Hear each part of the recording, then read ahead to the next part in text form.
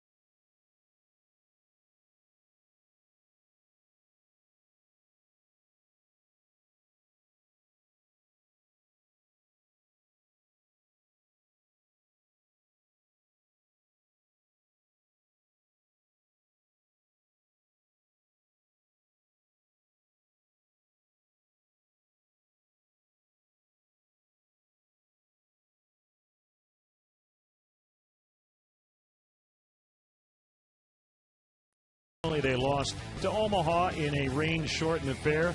Robinson Chirinos just keeps on piling up the hits. His sixth multi-hit game of the year at Double-A.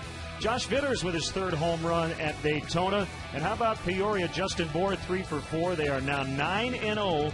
That's the record for the best start in O'Brien Field history in Peoria. Now the starting pitchers in this one.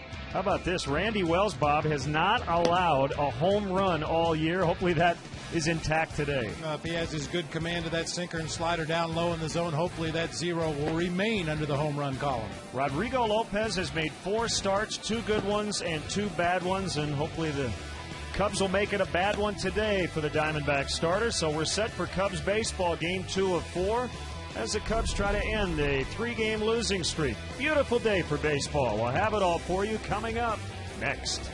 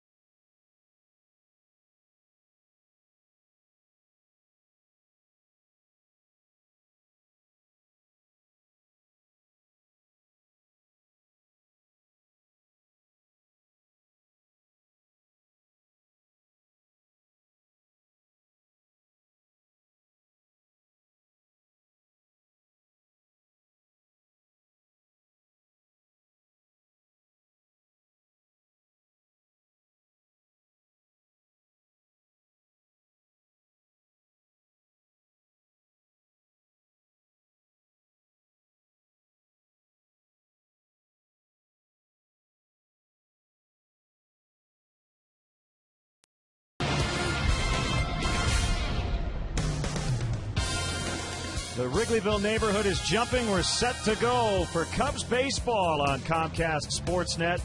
It feels like August here at the end of April, as the Cubs will have a losing month, but they'll try to finish April on a winning note. It's the Diamondbacks and the Cubs in Game 2 of a 4-game weekend series. Hi again, everyone. Bob Brenly and Len Casper with you. There's been a lot of talk about the offensive struggles for the Cubs. It's really a good news, bad news scenario. The bad news is the middle of the order's generally not getting them in right now, but the good news is the top of the order is getting on. Yeah, we call those guys at the top of the order the table setters, and they've more than done their job in the early going. It's time for the big boys to pull a chair up to the table and start eating. Terrio Fukudome, and to a lesser extent, even Marlon Byrd, when he's hit at the top of the order, have done a nice job of getting on base, creating opportunities. Guys in the middle need to start cashing them in. And for Arizona, they had it all cooking yesterday. Kelly Johnson off to the best start of his career, and his former Brave and now current Diamondback teammate Adam LaRoche had a career day too. You know, you talk to the Diamondbacks, and they're very excited about both these guys on the right side of the infield, and for obvious reasons. A big day for both of them yesterday. They're both off to good starts this season. LaRoche in particular, normally a very slow starter. He's swinging the bat extremely well. Rodrigo Lopez will make his 5th start for Arizona. He's been up and down to start the season, a veteran right-hander. And Randy Wells off to a great start, tries to improve to 3-0. He has not given up a home run this year. That's going to be a challenge to keep that intact here today. Let's go down to the field and Wayne Messmer, who has our national anthem. Wayne Messmer, accompanied by Gary Pressey at the Lowry organ as they honor the United States by performing our national anthem.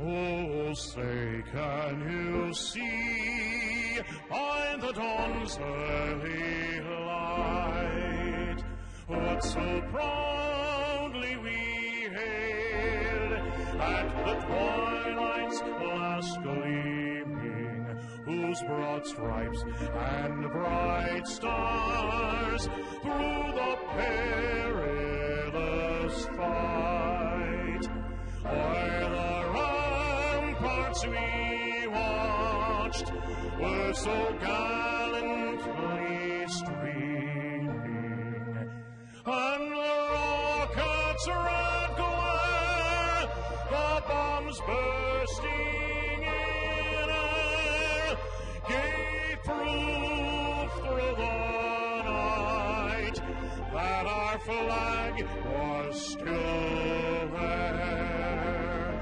Oh, say does that star-spangled banner yet wave o'er the land of the free and the home of the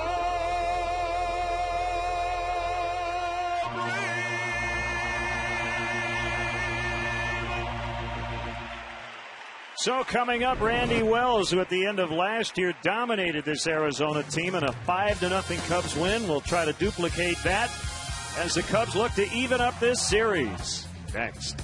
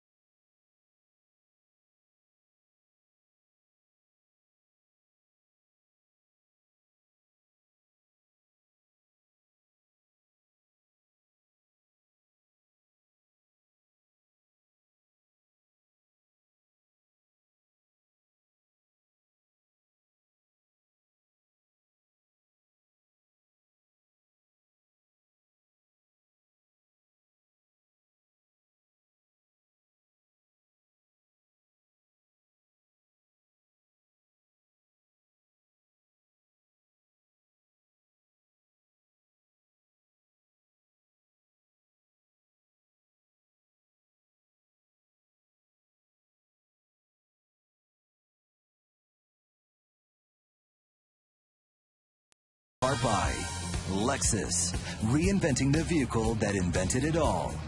Blue Cross and Blue Shield of Illinois. Member-owned means our reason for being is your well-being. Experience wellness everywhere. AT&T. See what's new from AT&T.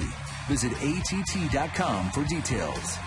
And by Southwest Airlines. Visit southwest.com. Grab your bag. It's on. The first 10,000 fans through the gates today got a Cubs W banner, courtesy of Comcast Sportsnet. Bob, you handed out about 5,000 of those. I know you got here early to personally deliver those banners. 4,999 of them. I kept one for the patio. Randy Wells gets ready to work. A rare off day for a Cubs starting pitcher yesterday, as Ted Lilly was making just his second start of the year since coming off the disabled list. But by and large, the starting pitching has been the #1 strength, and a very consistent strength for this ball club. Let's look at the Diamondback Southwest starting lineup. Wells will have to try to hold down. They've played at 25 over their last 2 games and have hit 6 home runs in the process. Johnson, Drew, and Upton at the top. Reynolds, LaRoche, and Parra getting his first start of the weekend. Gillespie, Snyder, and Lopez will round it out. Take a look at the Cubs' Jimmy John's defense for this afternoon's game. Soriano in left, Tyler Colvin getting a start in center field, spelling Marlon Byrd. Fukudome over in right field with the big grand slam late yesterday. Ramirez and Terrio once again on the left side of the infield. Fontenot and Lee will man on the right side. Giovanni Soto doing the catching for right-hander Randy Wells. Wells was really good last time out against the Milwaukee Brewers in a 12-2 Cubs victory. Went 7 innings, a season-high 7 innings. Did not walk a batter against the Milwaukee Brewers up at Miller Park. Johnson leading the league with 9 home runs. He had 3 singles and a blast yesterday. Takes strike 1 on a fastball. We're underway.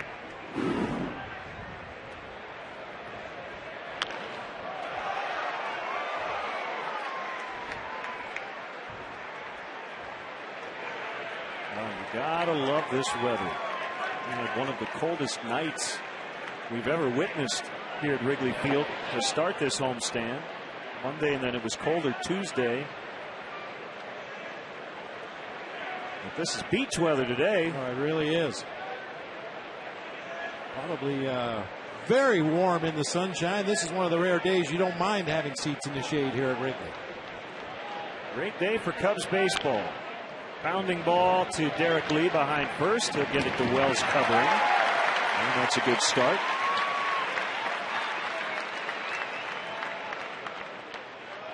The umpires led by the crew chief Tim Welke. Busy day for him as he'll work the plate. He's been in 4 World Series. Holbrook, Bill Welke, Tim's brother, Mike DeMuro, on the base paths.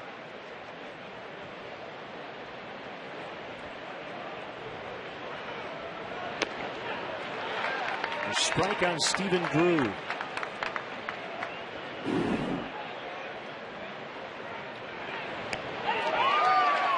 Oh, and 2. 2 hits in the opener for the Diamondback shortstop. Scored 13 runs on 14 hits yesterday. These are the kinds of days you expect the starting pitchers to nibble a lot. Wells hasn't done that here the first couple of batters. And you definitely want to stay out of that belt high middle of the plate area.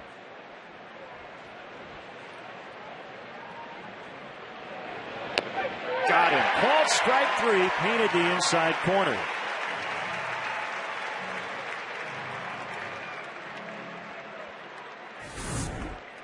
Randy Wells is all about command, and in the early going, facing the first 2 hitters, he's hit his spots on every pitch. That time a comeback sinker on the inside corner.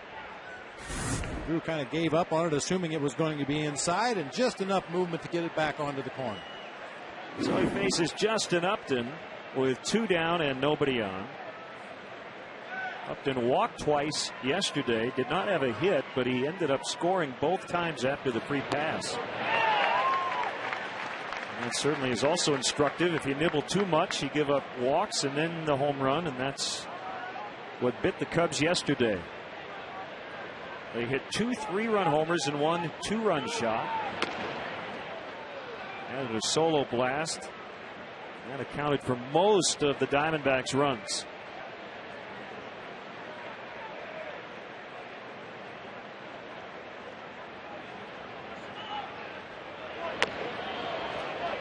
Two and one. This is the only game going on right now. Everything else is under the lights around baseball. I don't know if you noticed Randy Wells' reaction on that hanging slider. He immediately looked to his left, took a deep breath, and realizes that he got away with one right there. Away with another one. Upton obviously looking for something else. We talked about it briefly in the open of the show. You can't really alter your swing to take advantage of the wind, but you can swing at pitches that are up in the zone. Swings away at the 2-2. And Upton did not run at first, and you got to run everything out today. The wind is going to keep most pop-ups fair as Lee makes a catch. The Cubs.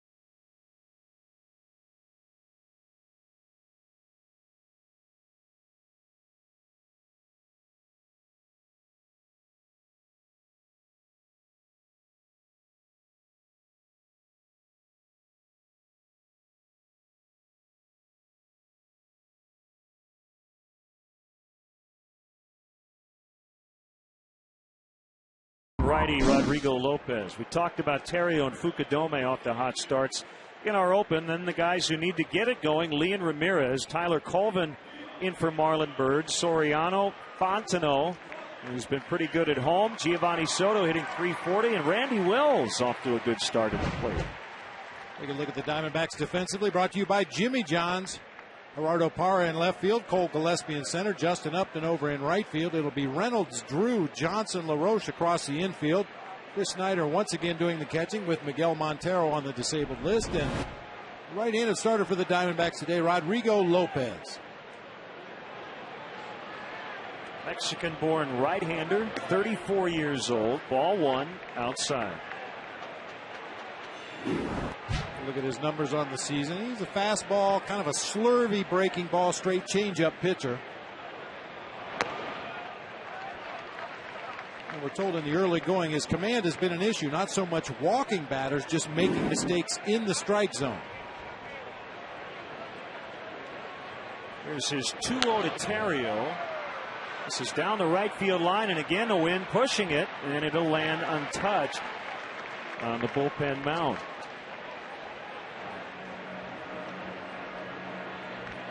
And that wind is just howling out to straight center field today. Everything popped up in the air behind home plate or down the lines. Will blow back. You got to run. Even on some of those foul balls that look like they're up in the second section of the bleachers, have a chance to blow back onto the field of play. Got to run them all out today.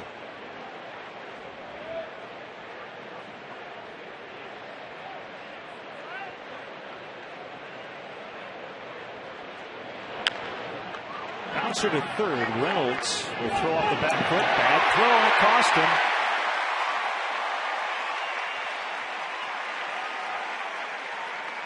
That's an error on Reynolds.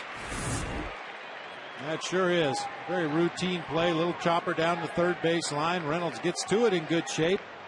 Should have stopped right there, set his feet, made an accurate throw across the diamond to first, but instead chose to throw off balance, pulling his first baseman off the bag. Just me, or does this game have a little bit of a lackadaisical start? Two guys not running out pop-ups right off the bat. Reynolds pretty nonchalant on that throw. Here's a pitch to Fukudome. It's outside, ball one. Well, hopefully the Cubs will be able to take advantage of some lackadaisical play on the part of the Diamondbacks here in the bottom of the first. We talked at length about Reynolds at third base this year. Has only made one error. Before that one, has really improved his defense. That was more of a mental mistake than a physical mistake. He just didn't get himself into a good position to make that throw. He had plenty of time. Take advantage. Lopez starting 2-0 on each of the first two hitters in the Cubs lineup. Rudy Jaramillo with one of his prized pupils right next to him, Marlon Byrd. Double play ball, 4-6-3.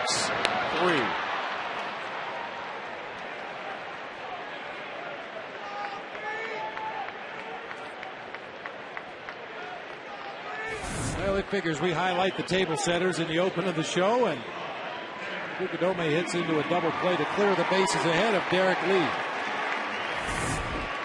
If Lopez is good on the mound today, you will see a lot of ground balls. He tries to keep his sinker down in the zone. The slurvy breaking ball tries to keep it down in the zone, and when he's good, he gets a lot of ground balls. He's already gotten two. Derek is 0 for 6 with 2 punch-outs against Rodriguez, or rather Rodrigo Lopez. They just made 2 names into one. There you go. Benefit. Another grounder. This one right at Stephen Drew. And just like that, the inning is over. 0-0 after 1.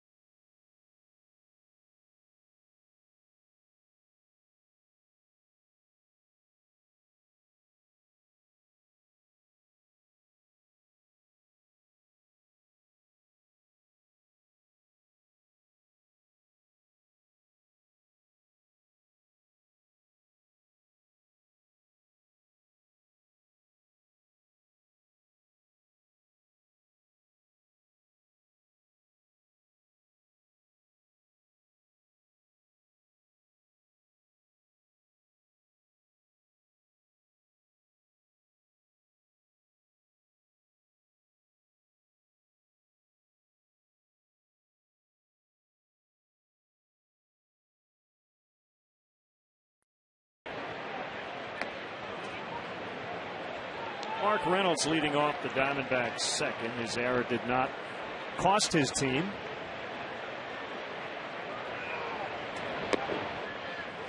You mentioned errors. In 08, he led the majors in strikeouts and errors. The second player ever to do that, Roy Smalley of the Cubs, did it in 1950. Last year, Reynolds did lead the National League with 24 miscues and broke his own single season strikeout record, 223.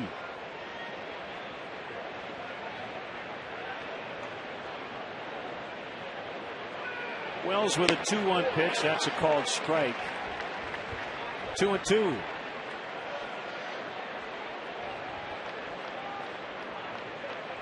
Randy's 27 years old, 6'5", 230, from Belleville, Illinois. Swing and a miss. He struck him out.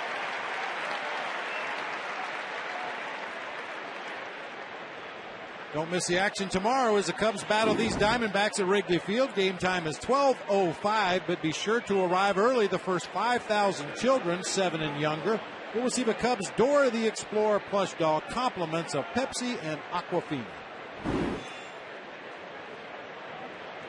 Bit of a different look on that strike 3 to Mark Reynolds from Randy Wells. A 4-seam fastball at 92 miles an hour. Usually he pitches with that 2-seam sinking fastball, especially when he needs a grounder, but that time crossed things up a little bit with a 4-seamer with more velocity.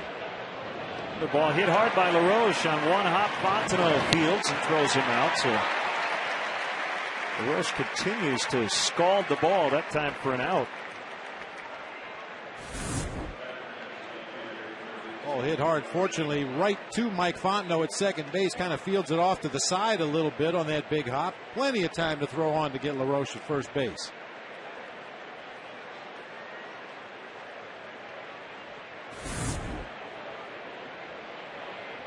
Gerardo Parra gets a start in left. We saw Cole Gillespie out there yesterday. Gillespie is in there again, but he's in center for Chris Young.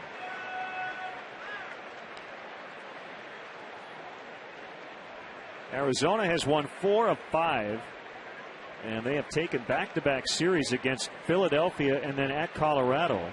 That was before winning yesterday. They have won consecutive games for only the 3rd time this season. Pokes that one on the ground to Aramis Ramirez, who throws him out. Randy Wells off to a good start. No base runners through 2. Aramis will lead off the bottom of the 2nd when we come back.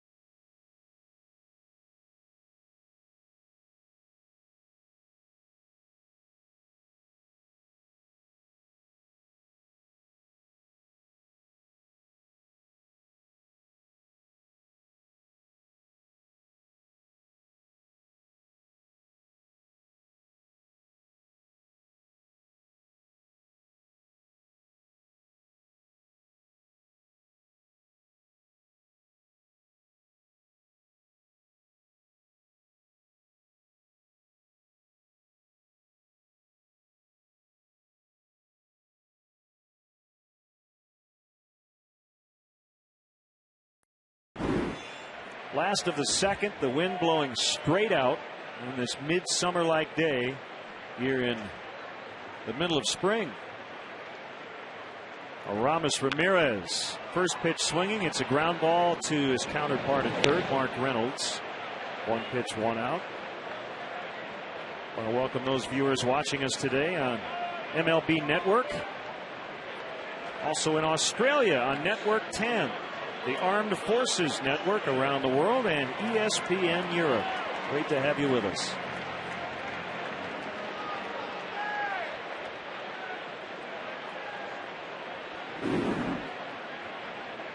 Tyler Colvin off to an excellent start in part-time duty.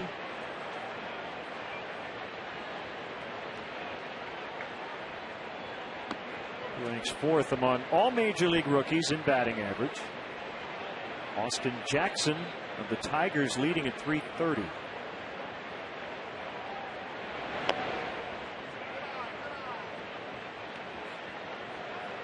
David Freese with a home run yesterday for the Cardinals. Ike Davis made his major league debut against the Cubs, and the Mets have been streaking since.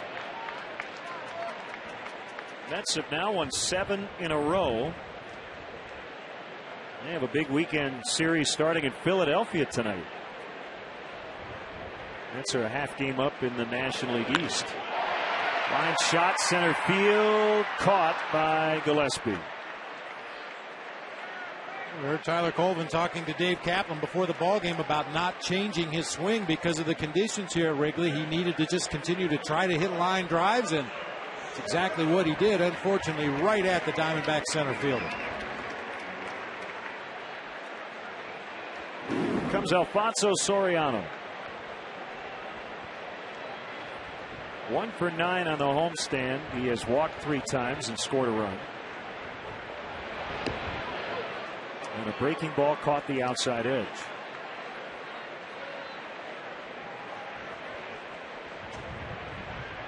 We're looking ahead to the rest of the games later tonight. You could have several guys returning to their teams, including Cliff Lee with Seattle, Brad Lidge in Philadelphia. That's something to keep an eye on later. Ian Kinsler set to make his season debut with Texas against Cliff Lee.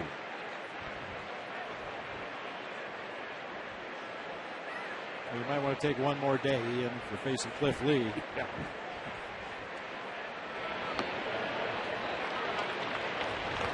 Three balls and a strike.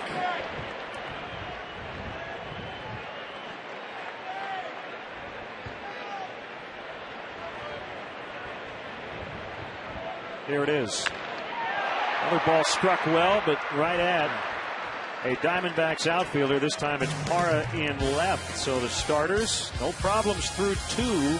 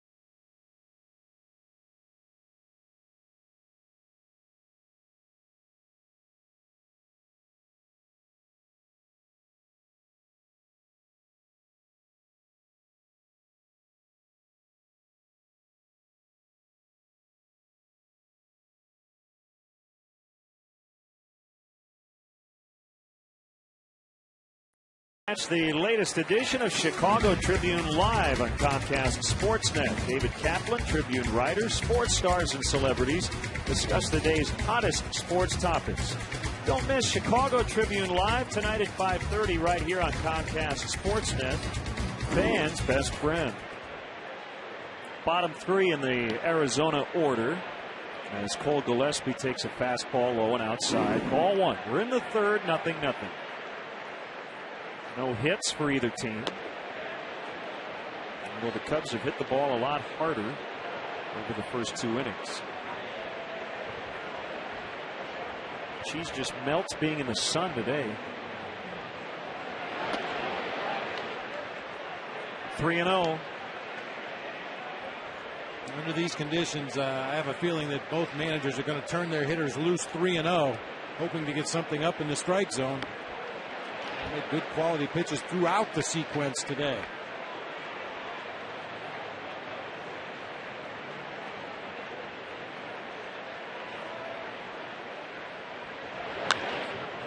That'll be a fair ball down the right field line. Gillespie's on his way to second as Fukudome picks it up with a bare hand.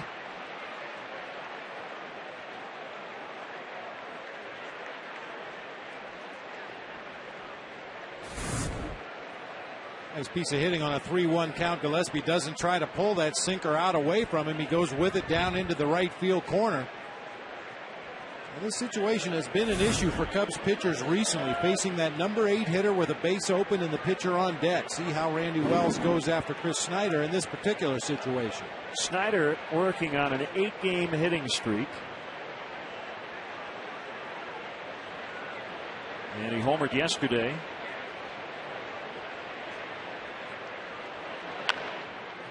Look out, Bo Porter, the former Cub. Wow. Almost got crushed by that rocket.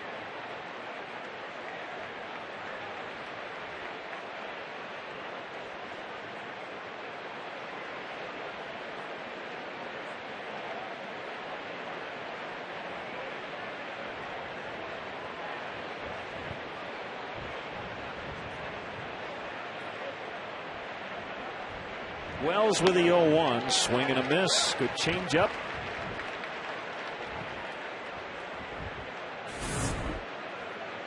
After throwing a sinking fastball in the upper 80s on the inside corner and having Snyder pull it foul on the first pitch, he comes right back with a straight changeup and gets the Diamondbacks catcher way out in front.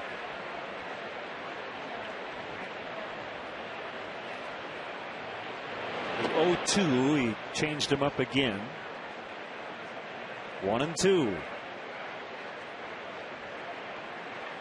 That's an interesting category. I'll have to double check, but I think it's 228. The St. Louis Cardinals. Ground ball to third. That'll keep the runner at second as Snyder is out with the pitcher coming up. Cardinals are at 228 with runners in scoring position near the bottom of the National League, and they have the best record in the league at 15-7. So it can sometimes be deceiving. Cardinals are middle of the pack in runs, 7th. But they have hit the second most home runs. And they lead the league with a 2.64 earned run average. That helps.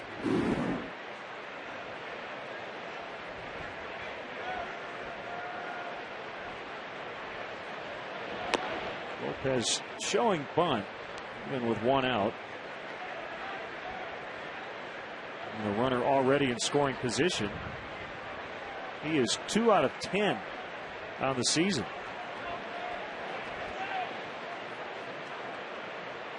I don't know if I'd want to give up an out in this spot. He might have just been showing bunt. Yep. Swinging away that time. I mean, the Diamondbacks just do not bunt. Only 4 sacrifice bunts the entire season. Lopez has yet to put one down this year. Go along with the 2 hits he has in 10 at-bats. He's only struck out twice, so this is a guy I think A.J. Hinch feels like will make contact. At that time, 1-2. Yeah, Cardinals are 237. They're 14th in the league with runners in scoring position. Mets are behind them at 223. They're in first place. Cubs are 10th, in case you're wondering.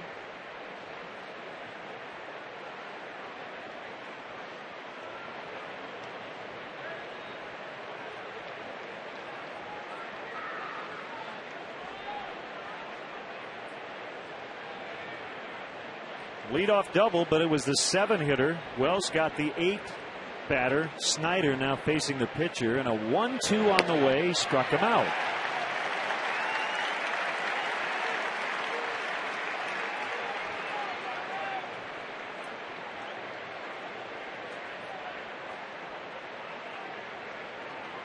So with 2 outs, it's Kelly Johnson.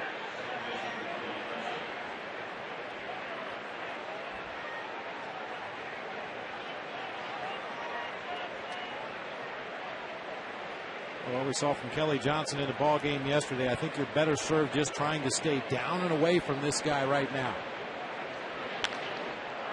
Fly ball to left. And it's Soriano making the one-handed catch.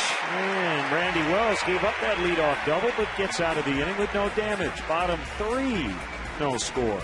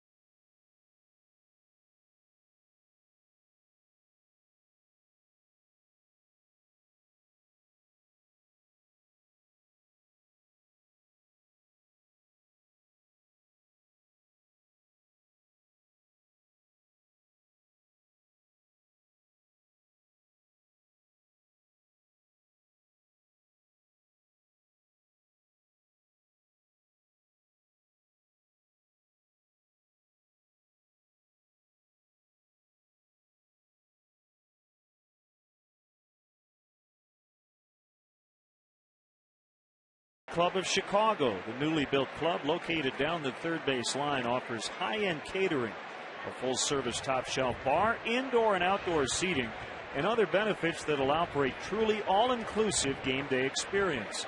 Membership also includes parking for every home game.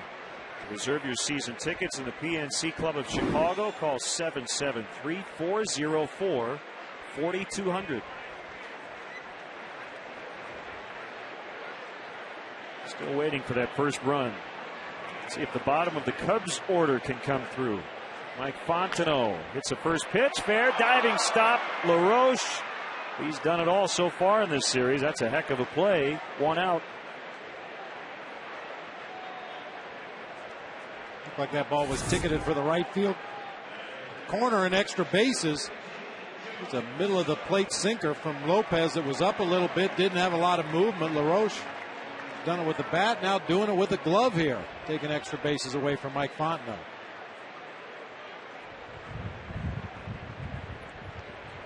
Giovanni Soto comes in with an on-base average of 500. Ball 1. Healthy batting average at 340.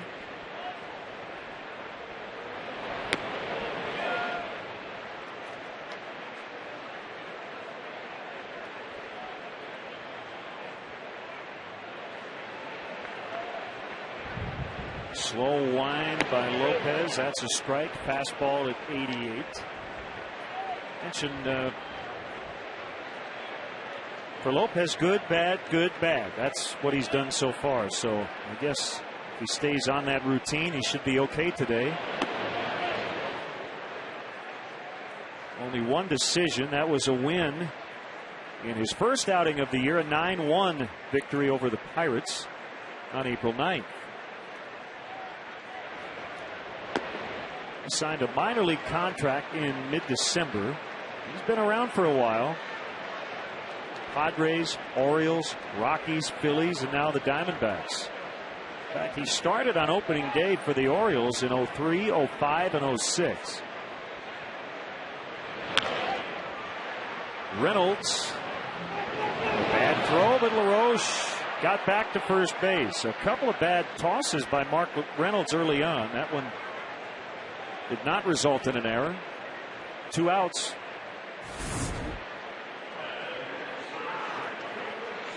Kind of lackadaisical in his setup to throw that ball across the infield. I mean, that shortstop's about 15 feet out in front of Adam LaRoche over on the other side of the diamond, but fortunately for him, it was a big short hop, and he was able to get back to the bag in time. It looked like Reynolds, even though he did have time, was fumbling for a good grip on the ball. Might have ended up throwing a 2-seamer that, if it were a pitch, would have bounced about 4 feet in front of home plate. And I'd have swung at it. We talked about Reynolds in the game yesterday and how he's been working a lot with their first base coach, Matt Williams, a former great defensive third baseman. I think he won 4 Gold Gloves over the course of his career. I don't remember Matt Williams ever making a bad throw. One of the most accurate and strongest throwing arms of any third baseman I ever saw.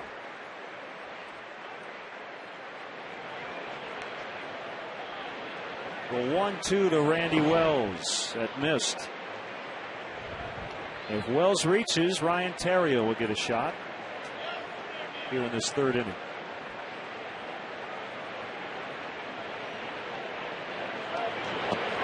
Called strike 3, so Lopez has faced the minimum through 3. Wells has only faced 10 through 3. How about a pitcher's duel on a day?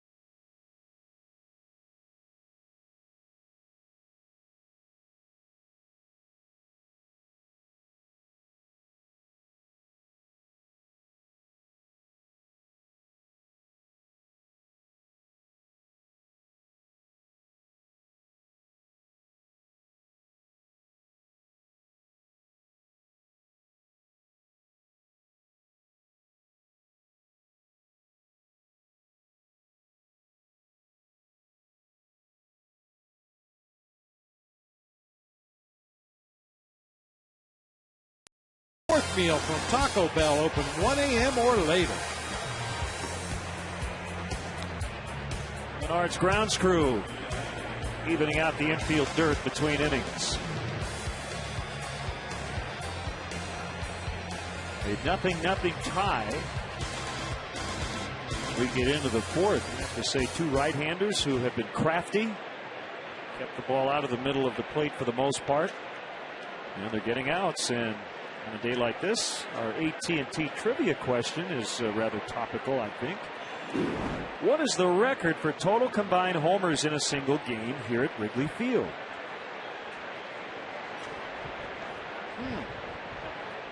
do remember in 06, I want to say, the Cubs gave up 7 or 8 in a couple of different games against the Braves and the Tigers.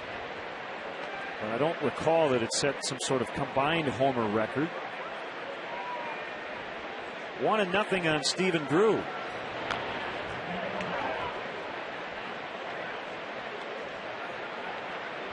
Now I'm told that the Tiger game did tie the record we're speaking about. I want to say the number was 8. Totally guessing. I think Detroit hit 6 and maybe the Cubs hit 2. I don't know. We'll find out. Does 8 sound like a record? With the wind blowing out? I was thinking more like 11. I don't know. For some reason, 11. You're up at double digits. Mind. Do I hear 12?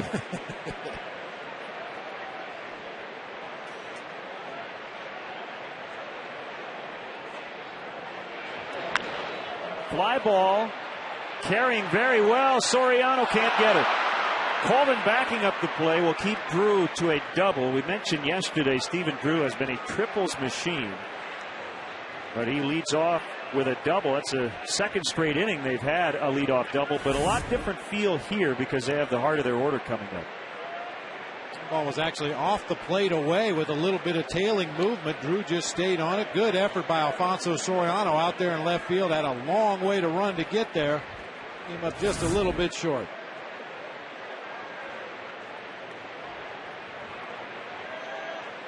Justin Upton is not up to bunt the runner over. As Bob said, they don't like to bunt. And Upton's not a guy you really want to bunt. He's your number 3 hitter. Only 4 sacrifice bunts from the entire Diamondbacks team all season. 3 of those have come from the pitching staff. Former Cub Augie Ojeda with the other one. Well, this is a Coors Field type day. You do not want to hand the other team outs.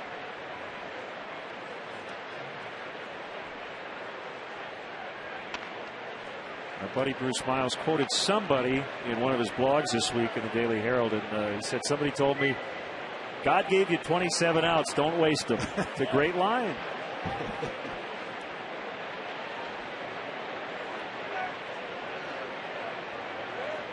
The pitch outside.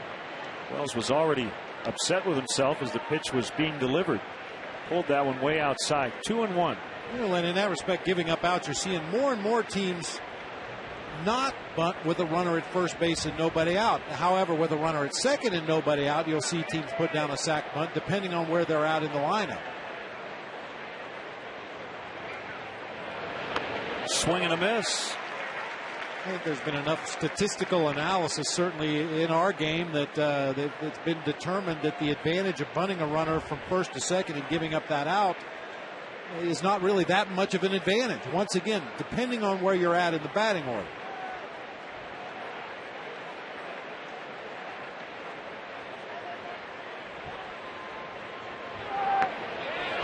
Did he hold? No, he went.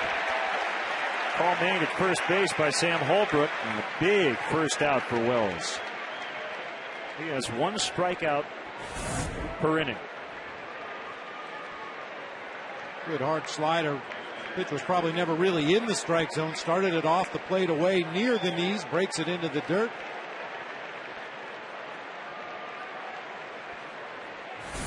He'll take it. I think the bunt, certainly in the National League with pitchers, is a very valuable tool in that spot. And when you need 1 run, but I think you need to look at the sacrifice bunt as a 1-run proposition. The idea is to get a guy in scoring position and get him in. But Lou Piniella, for the most part, I think, as you say, more managers around baseball, they're looking for the big inning, especially early.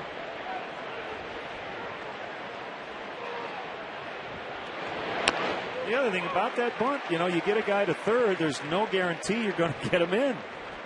And it goes back to the other day against Washington. We don't know what Chad Tracy would have done with a runner at third instead of a runner at second. We don't know if he would have even been used to pinch hit, but he did strike out. 0-2. I think the runner at second, nobody out sacrifice bunt provide you enough opportunities as an offense to score that one run. Most of the time, the opposing team's going to bring their infield defense in. That enhances your chances of driving a ball through the infield. If you can lift a fly ball to the outfield, that's going to score a run.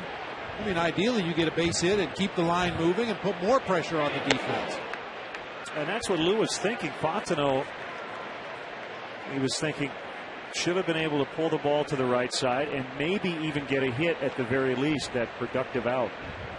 I think some people maybe misunderstood Lou's comments about bunt with a left-hander. It's not so much the fact that you wouldn't bunt with a left-hander, but you expect that left-hander to make a productive out. It should be very easy for most left-handed hitters to roll over and hit a ground ball to the right side of the field. We see it every day in batting practice. We see guys do it when they don't want to. So certainly in a situation like that, you put the faith in your player to do the right thing, roll over, hit a ground ball to the right side. If it gets through, you might get an RBI base hit. If not, you move him to third base. Unfortunately, Fontenot was not able to get that done. Fukudome chasing after it, can't get there. And Reynolds is going to give Arizona a 1-0 lead. So 2 doubles in the inning as Drew crosses the plate, and that's the first run. A couple of near misses by Cubs outfielders, one in left center, Soriano, and this time right center for Fukudome. Now both doubles coming to the opposite field off the Diamondbacks bat. That's actually not a bad pitch down below the knees on the outer third of the plate, but Reynolds gets the barrel on it and splits that gap in right center. He's seeing a trend developing here for the Diamondbacks hitters. Randy Wells' command has been really good in the early going. Maybe they're going to start going to the opposite field against him. Inside corner on LaRoche, strike one. Normally a slow starter. He usually hits under 200 in April. He could possibly hit 300 this April. Right now he's at 294, but he started at 299.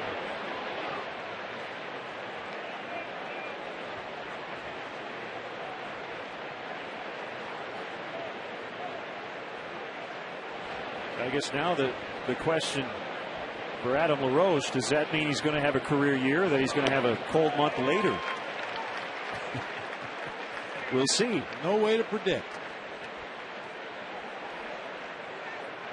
I mean, sometimes early in the season you can cherry pick against opposing pitchers whose command isn't quite where it's going to be later in the season. Pitchers may make a few more mistakes in the early going, and perhaps he's just taking advantage of those mistakes this year better than he has in the past.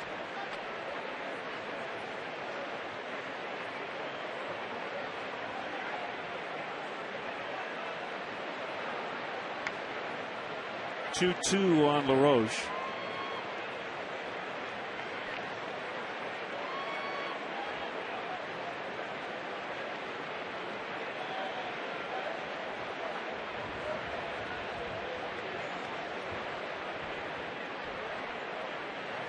Diamondbacks have all the hits, 3 of them, and they've all been doubles.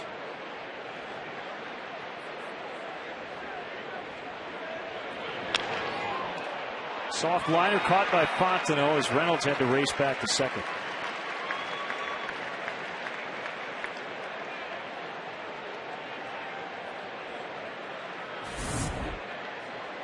Sounded like LaRoche may have broken his bat on that one. Looked like Wells got in on him just a little bit. The little floater to Fontenot, not hit very hard. Reynolds with a real good read out there at second base. Got back to the bag immediately.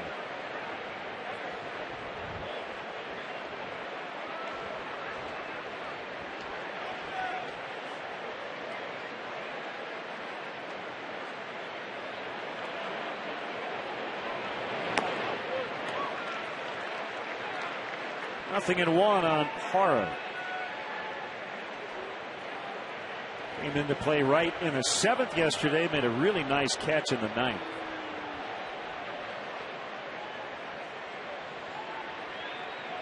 He's over and left this afternoon. And a base hit to right. Bo Porter's going to send Mark Reynolds. Fukudome very accurate. The throw to the plate was in time, but it was on a hop, and it was not corralled by Soto. As Reynolds scores to make it 2-0. Tough play for Soto. We'll get another look at it. It looked like a bit of a short hop. Just piece of hitting by Parra, a very unsung fourth outfielder. As usual, Fukudome gets to it quickly, and yeah, that was a tough short hop. That ball carried all the way into the dirt in front of home plate. You'd like to see that ball hit out on the infield grass, take that one skip hop and give the catcher an opportunity to hang on to the baseball. Reynolds actually missed the plate on the first go by, got hung up there with Giovanni Soto, but was able to get back and tag the plate successfully. A single for Parra. He moved to second on the throw. And Gillespie checked his swing, and he's going to knock in Parra, and he'll end up with a double. An excuse me, two-base hit to make it 3-0. Well, you cannot teach that. No. That's just a lucky at bat there. Got jammed trying to check his swing. Got the big part of the bat on the ball, and just a little dribbler down there past D. Lee into right field. The second double of the game for Gillespie. This one driving in a run. So they continue to hit doubles, and they trail only Milwaukee in the National League on the doubles leaderboard. 3 of them here in this inning. Here's Chris Snyder, who grounded out his first time. First base open. We've seen a couple of Cubs starters give up hits in this spot on this homestand. Carlos Silva and Ryan Dempster in that National Series. So we'll see how Wells does with Snyder with the pitcher on deck.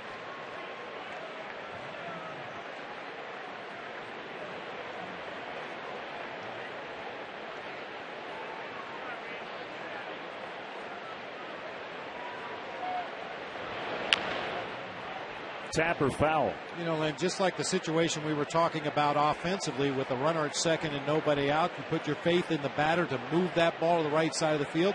I think it's a very similar situation here with a pitcher. If your manager has confidence that you're going to execute good pitches and miss in your favor and not give that number 8 hitter anything good to swing at, then you go ahead and go after him. However, if your pitcher tends to make mistakes over the heart of the plate where that 8 hitter could possibly drive in this run with 2 outs, then you're better off just going ahead and walking. Ramirez will throw across, and that's the inning, but the Diamondbacks strike first with 3. Top of the order coming up for the Cubs. Terrio, Fukudome.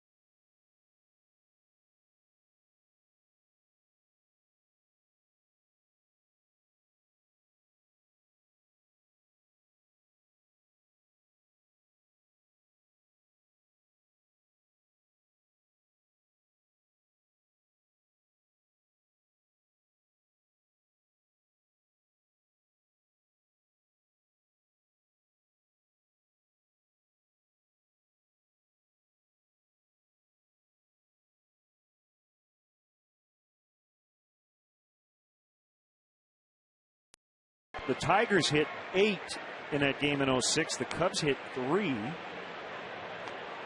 It happened in 67 in a game against the Mets, 77 against the Reds, 79 versus the Phillies. Would that have been the 23-22 game? We'll have to check on that. I think Dave Kingman hit 3. Mike Schmidt with 2 that day. I'm guessing at 45 runs scored. Pretty good chance there were 11 home runs.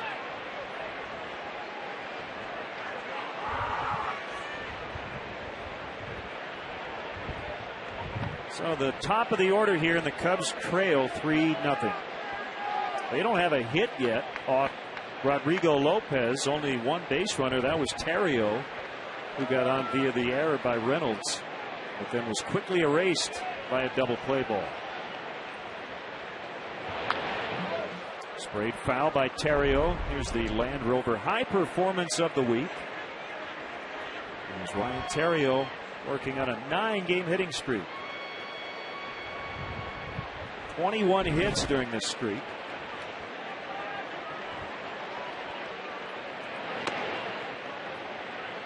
And this has got to change. We're only about a game and a half into this 4-game series. The Diamondbacks have out extra base hit the Cubs 10-1. You can't win like that, not when the other team is supplying the power like the Diamondbacks do.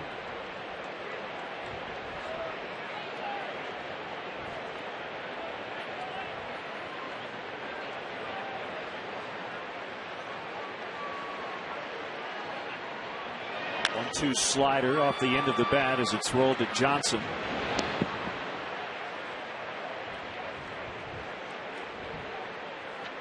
That last pitch, a perfect example of why pitchers try to get ahead in the count and hitters try to avoid it.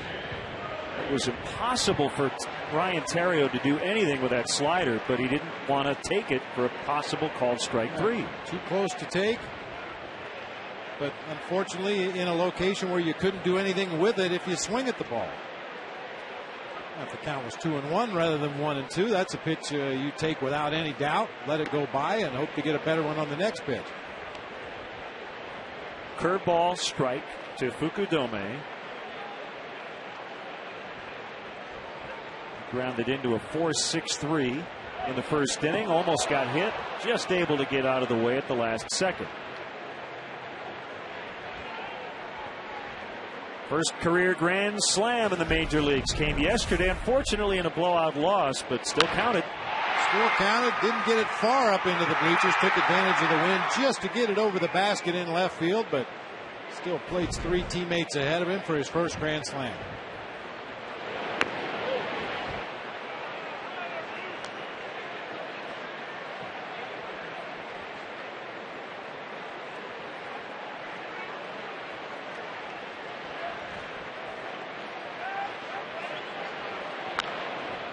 Bounce foul past Devon De Jesus.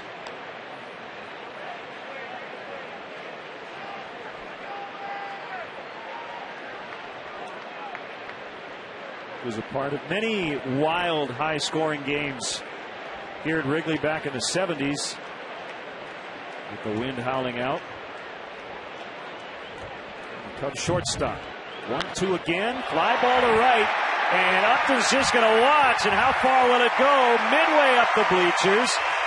Kosuke hitting home runs here lately. That's his 5th of the year. And they're on the board. It's 3-1.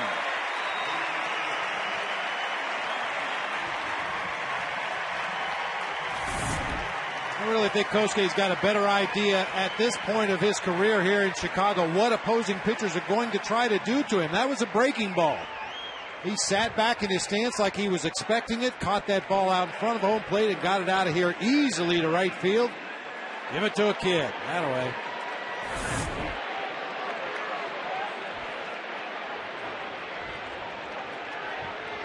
So that's his 4th homer in a week's time as Derek Lee singles into center. So back-to-back hits, the first 2 for the Cubs this afternoon. All of a sudden, the tying run comes up. Things can change quickly on a day like this.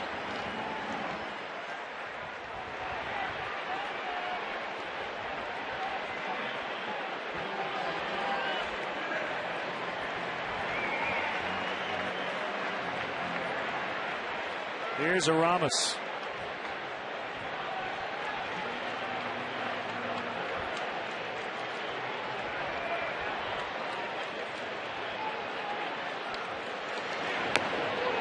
Ball strike.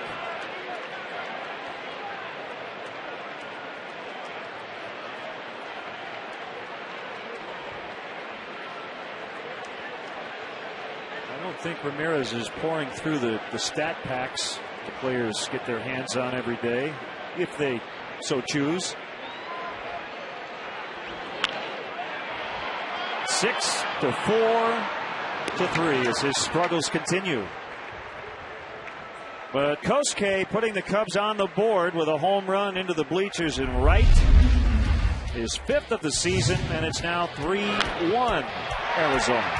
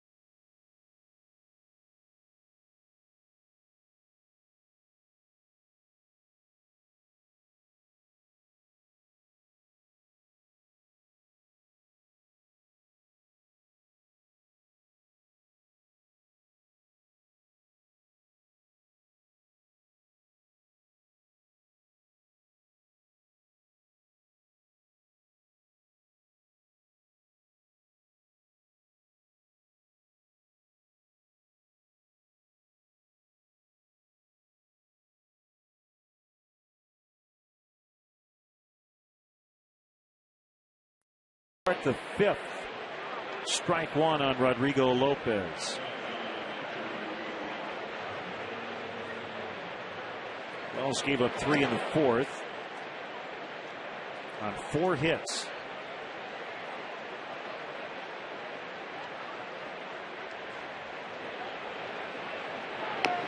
Interesting all-star news.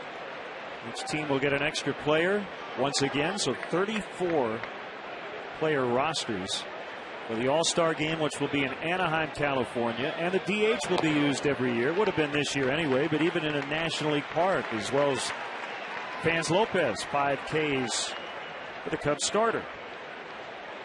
I don't think anybody has a problem with that. The pitcher's not hitting in the All-Star game.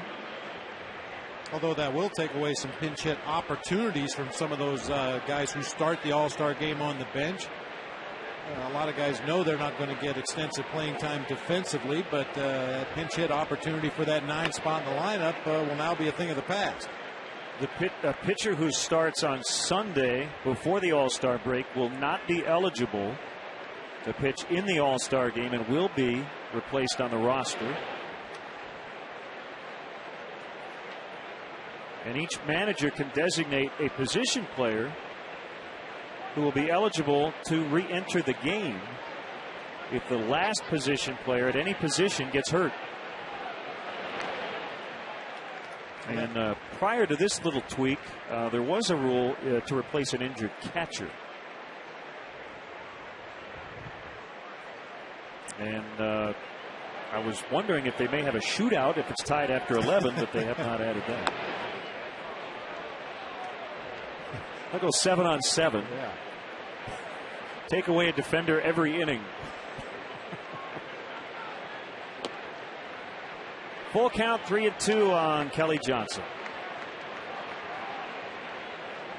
Interesting to see if they continue in perpetuity the idea that the league that wins the All-Star game.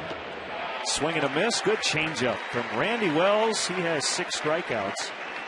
The league that wins the All-Star game, and it's been the American League for a long time, that league will get home field advantage in the World Series. Well, they could just as easily pick the winner of the Cactus League or the Grapefruit League. It's just an exhibition game, but It is what it is.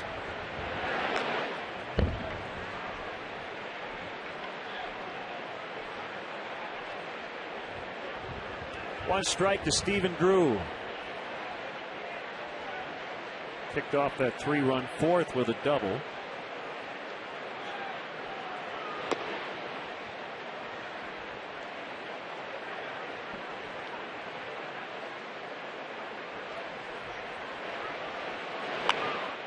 A base hit into left, not hit hard, but hard enough to get it past the infielders.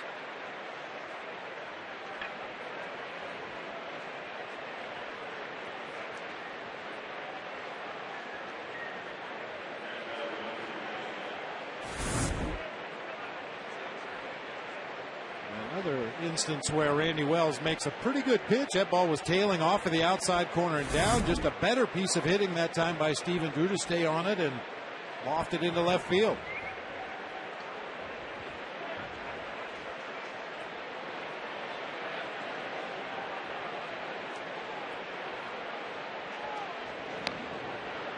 Check on Drew. Back in time.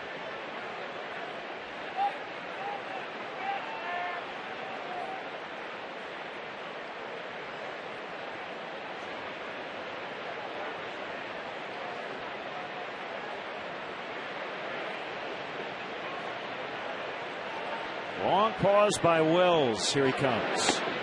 A strike. Hey, nice going. Jim Carroll, an alum of Northwestern University's law school.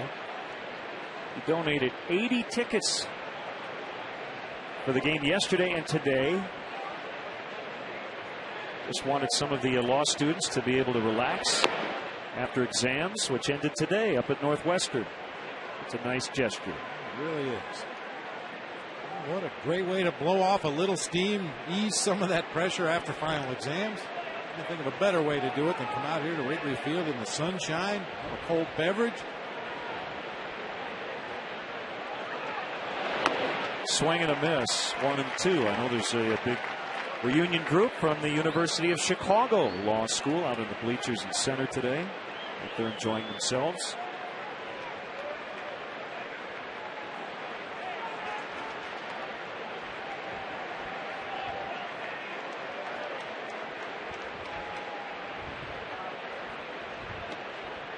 Little low, 2-2. Mentioned earlier, the Diamondbacks don't bunt much. They don't run much either. Justin Upton, the hitter at the plate, 4 out of 5 in stolen base attempts. Center fielder Chris Young not in the lineup today. A perfect 2 for 2. They just don't attempt to steal much. They don't sacrifice bunt much. They've got a lot of sluggers in the middle of the lineup, very free swinging, and they let them swing the bats.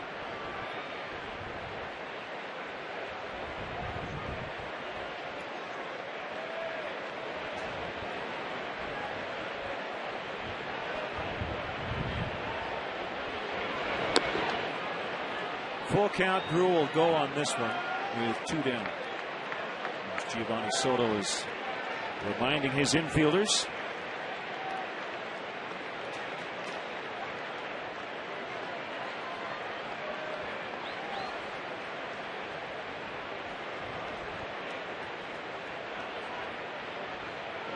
Here's a pitch, fly ball deep to left, and Soriano back on it, off the wall. He just missed a home run. That ball bounded way past him. Colvin gets it back in, but that's an RBI double. You saw the wind kicking up the dirt out on the warning track. I'm surprised that one didn't get out completely. As it is, they get that run right back, and it's 4-1. A little bit of an off-balance swing that time from Justin Upton. Again, not a bad pitch down in the zone, out over the plate. However, Upton got the barrel of the bat on it with an awkward swing and just missed the basket out there in left center field. That ball really rocketed off the wall and past Soriano.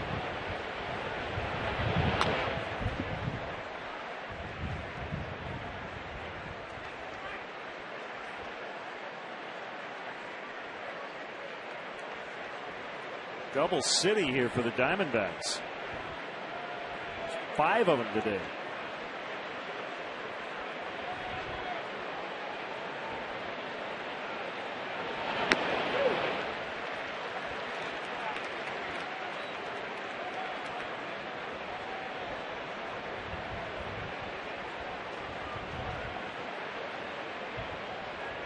0-2 on Reynolds.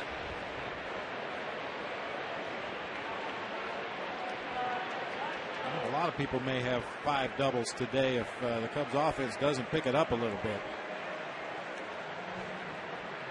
Experience Cubs baseball from the private comfort of the Bud Light Batter's Eye, located in center field, offering a spectacular view and catered service for groups of 75 to 100. The Bud Light Batter's Eye is a great option for entertaining in Chicago's unpredictable spring weather. The Bud Light Batter's Eye is also available for non-game day functions. To book your date or for more information, visit Cubs.com/suites or call 773-404-4200.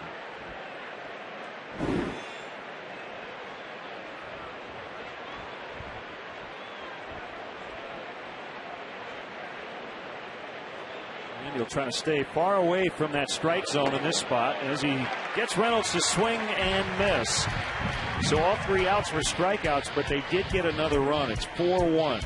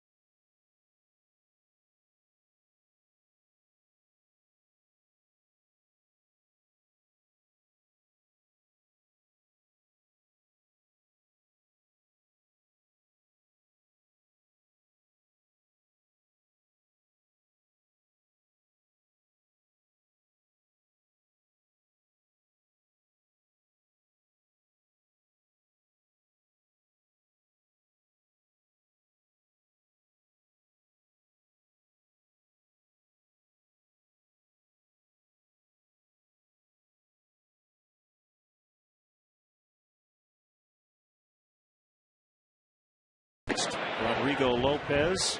Got to get the offense going. It looks like an offensive series with the way the weather has played out. And so far, it's been all Arizona this week.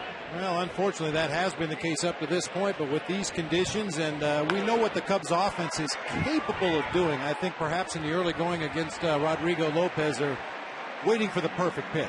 He's made some mistakes around the strike zone. He's made some mistakes in the strike zone. He's got to do something. Got to start hitting the ball hard, finding some holes. 0-2 on Colvin.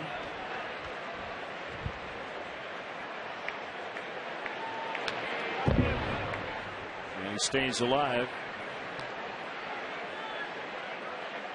1 run for the Cubs coming on a Fukudome homer in the 4th, but they have also hit into 2 double plays.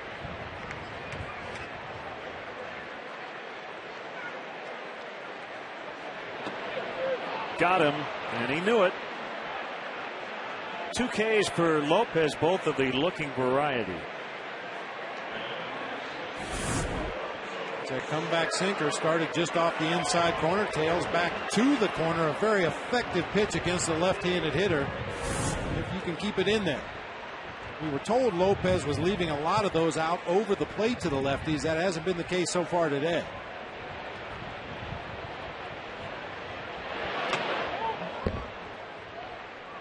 Took the mask right off Chris Snyder.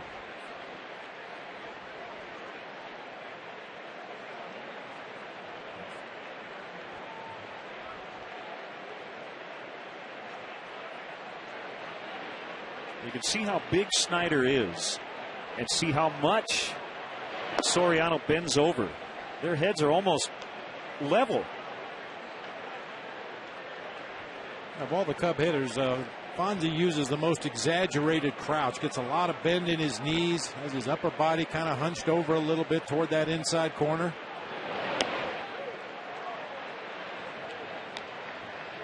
And when his timing is right, he uses all that like a snake striking. You know, he comes uncoiled. He straightens the leg, stands up with the upper body, and drives that bat through the hitting zone. He's also very spread out with his feet, which makes him even a little shorter. And you add that to the crouch, yeah, you're right.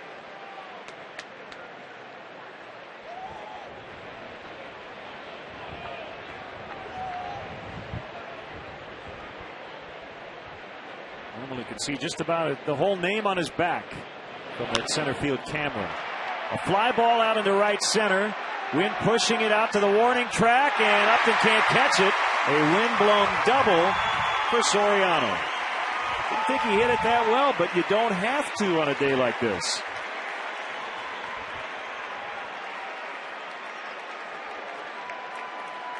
He might not have hit it well, but he did hit it high. That ball started out almost straight away right field, and the wind just continued to push it further and further away from Justin Upton. Looked like he might have gotten a glove on it out there in the gap in right center, but can't make the catch. Soriano on with a one-out double.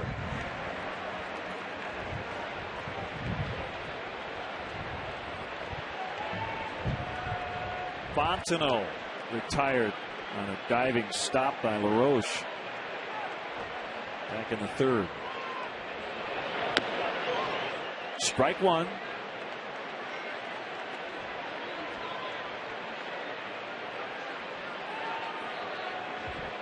Mike's still looking for his first home run when he is hitting the ball out of the park. And Santo likes to call him Little Babe Ruth. Well, in the past, we've seen Fontenot show surprising power to the opposite field. A lot of his base hits in the early going this season have come to left center and left field. He can get one up in that wind. He has not homered since August 3rd of last year at Cincinnati off Aaron Harang. 21 career homers for Fontenot.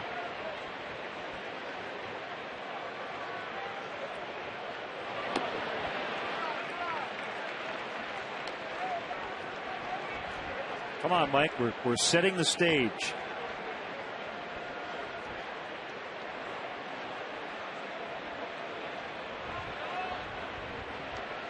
Lopez has been very efficient. Cubs have been pretty aggressive against him here in the first half of the game. His 2-1 is bounced foul.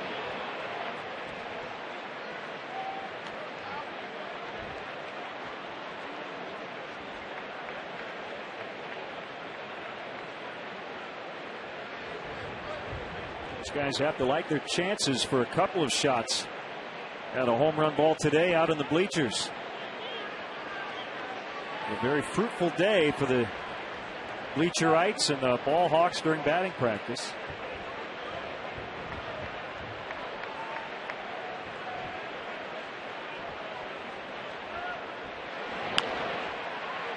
Inside out swing, and he dumped it foul right into the bullpen. Corey Miller will no doubt give that one to a kid. Or Carlos Zambrano is a big kid. By the way, Lou, in talking about Z, said he would probably only use him with a lead today because still not ready to go back-to-back games. So Lou would not want to use him, for instance, if the Cubs were down 4-1 late. 3-2 on Fontenot with Soto on deck.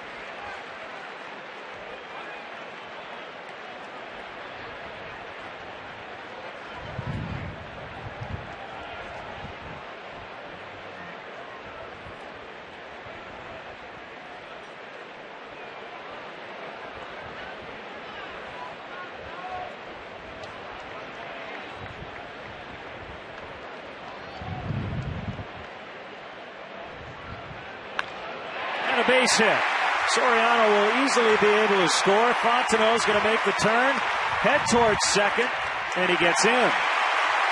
A run-scoring double, and for Fontenot, now an 8-game hitting streak. It's 4-2. Nice at bat that time by Mike Fontenot. So a lot of pitches from Lopez. Finally, Lopez makes a mistake up over the heart of the plate. Fontenot there to spank it back up the middle of the field. It got just enough into that gap that because Mike was hustling out of the batter's box, decides he can turn the corner there, make it easily to second base, where he's in scoring position for Giovanni Soto.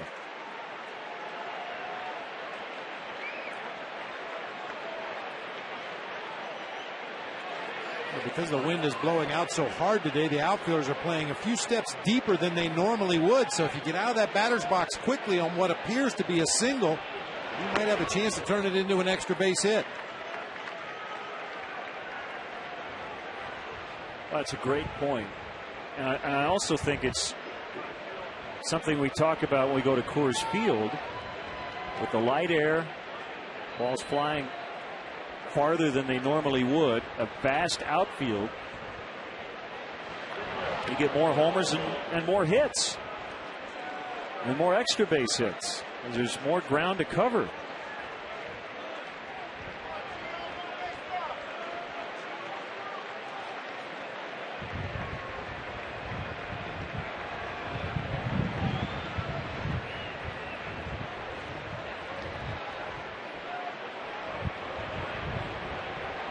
Speaking of Coors Field, Bill Sizatowski, big Cubs fan, watching us from Denver today.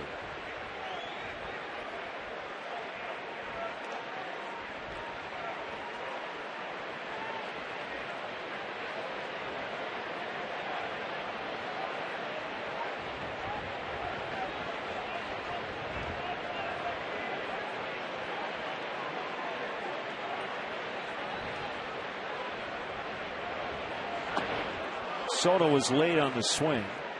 1-2.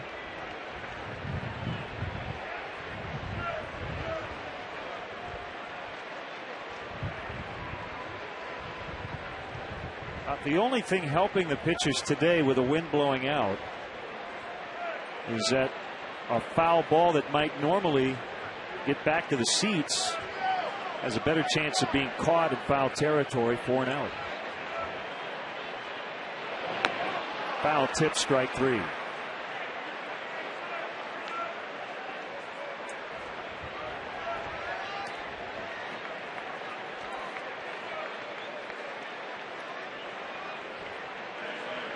We are working with Bloomberg Sports to provide some of the most in-depth and compelling data analysis baseball has ever seen.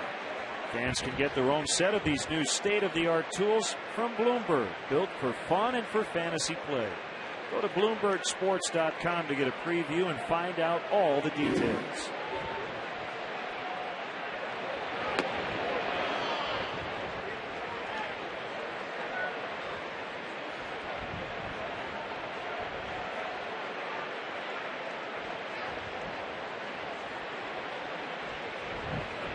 Good time to pick up your first RBI, Randy Wells.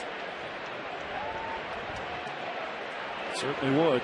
Be his third career RBI. It's over 200 for his career. Used to bat a lot.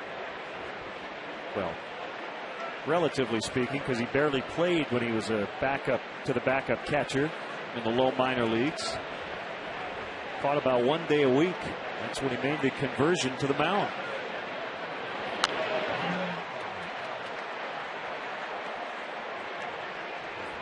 You know, Bob, this is the kind of ballpark and the type of day that really illustrates why park factors and stats that take into account where you play a lot of your games. That's when it becomes important.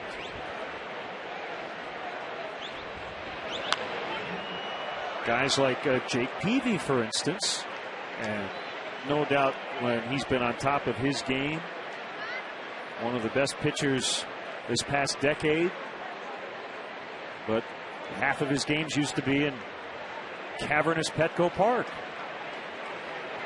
Now he's in the American League and pitching at U.S. Cellular Field. We saw him in Texas earlier this week. It's a little different story. A lot tougher to pitch in those ballparks.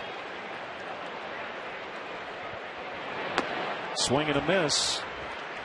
Well, Rodrigo Lopez, battling the elements today, is leading Randy Wells.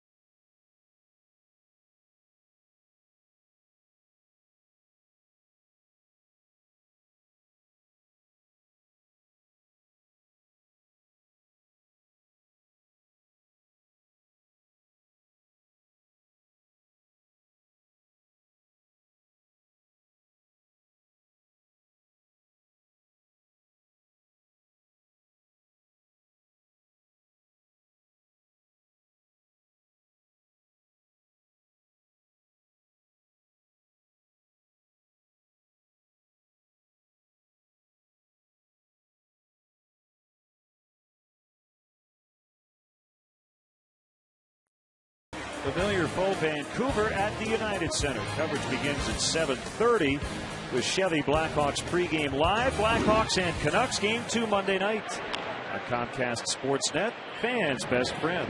It's a 7:30 start as Adam LaRoche bounces out to Derek Lee as we start the 6th.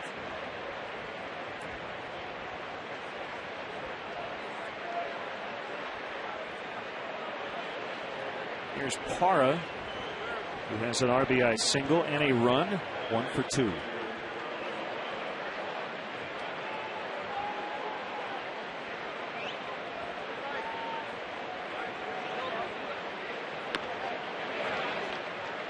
In there for a strike.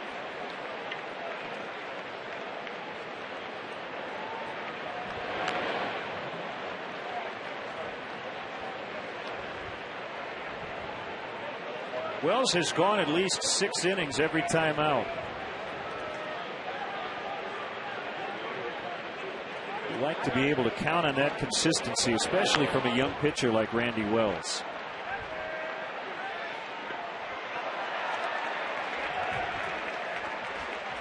Because he does throw so many strikes, and he's not really a strikeout pitcher. He'll get his share of strikeouts over the course of the ball game, but if he had his preference, he'd like to pitch to early contact with good movement. That time he gets a swing and a miss from Parra. And that will inevitably keep his pitch count down a little bit, and hopefully he can work deep into ball games and give that bullpen a day off. 2 away from his career high of 10 strikeouts. The Chicago Blackhawks have a way for you to catch the exciting playoff action live. Text playoffs to BHawks to join Blackhawks Mobile and be entered to win a pair of tickets to an upcoming Blackhawks home playoff game. That's playoffs to 242-957 for your chance to win the hottest ticket in town. Message and data rate supply.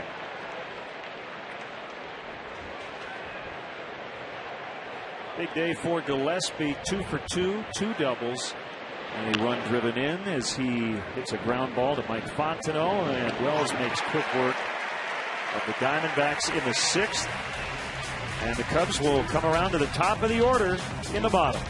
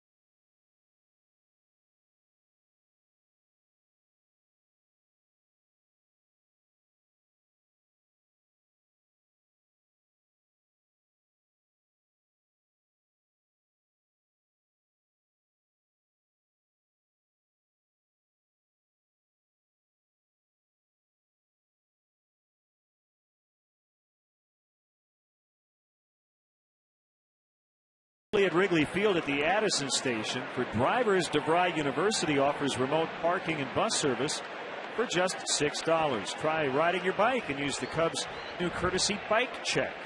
Sponsored by World Bicycle Relief, located at the corner of Clark and Waveland. For more details, visit Cubs.com or call the CTA hotline at 773-836-7000.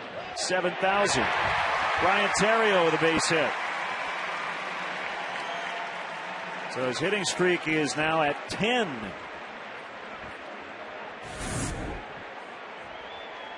Hanging slider. That inside out swing from the Riot seems to consistently find that hole in the right side of the infield. Good start to the inning here for the Cubs. Time to go.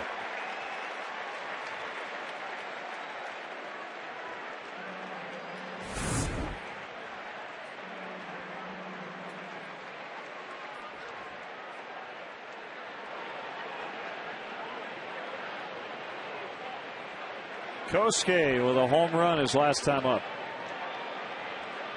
Solo blast.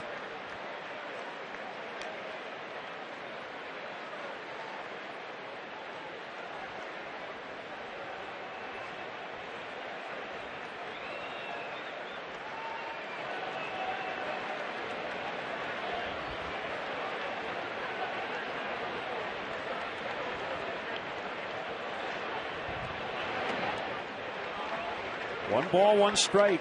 And Lopez with a slide step there to try to slow Ryan Terrio down over at first base. Yeah, really just didn't get his body into a good mechanical throwing position after the slide step. Left that one way up and away from Fukudome.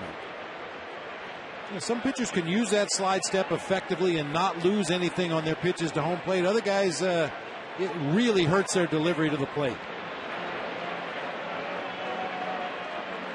One thing that has kept this game from getting out of hand with the wind blowing straight out to center field is that neither starter has walked anybody. So these two offenses have had to earn their runs. When you start walking people on a day like this, you give up 13. That's what the Cubs did yesterday.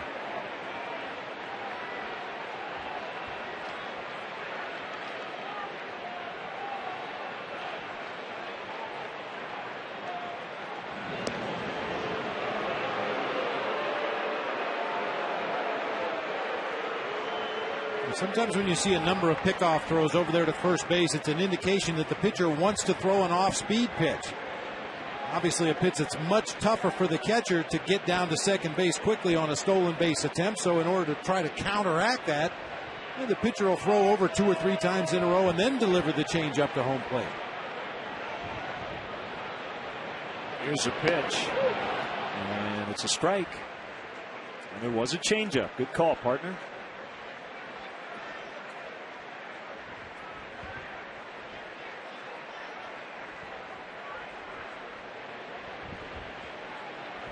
Stottlemyre Jr., the Arizona pitching coach, watching from the visitors' dugout. 1-2 to Fukudome. Fouled it off his foot.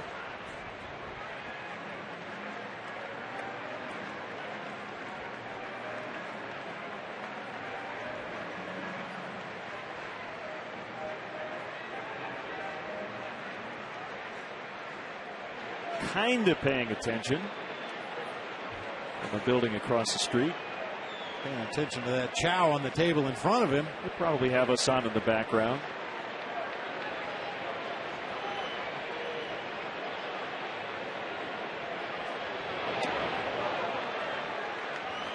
Because why wouldn't you, right? Seems to make a lot of sense to me.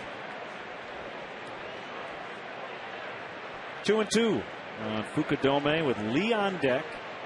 The tying run is at the plate with no outs.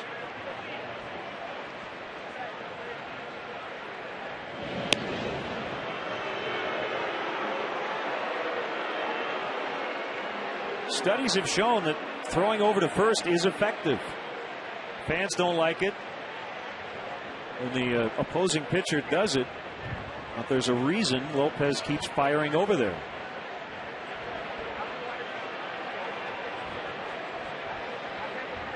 Terrio not running, and a base hit smacked into center, and Ryan will have to stop at second 2 on, no outs.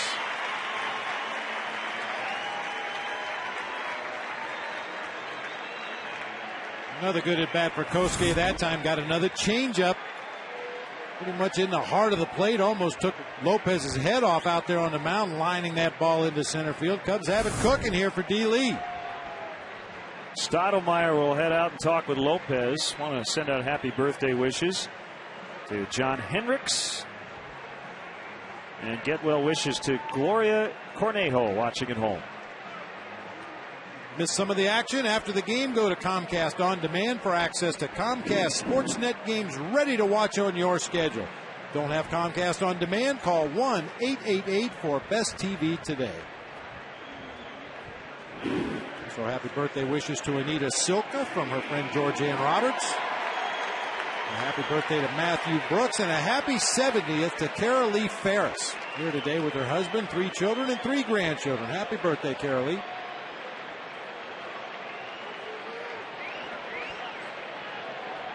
Great chance for the Cubs. 2 on, no outs. Trailing by 2.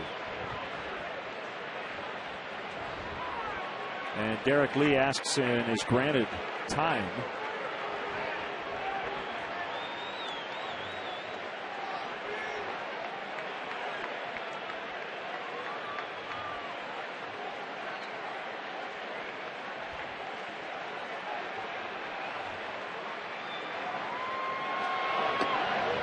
Called strike.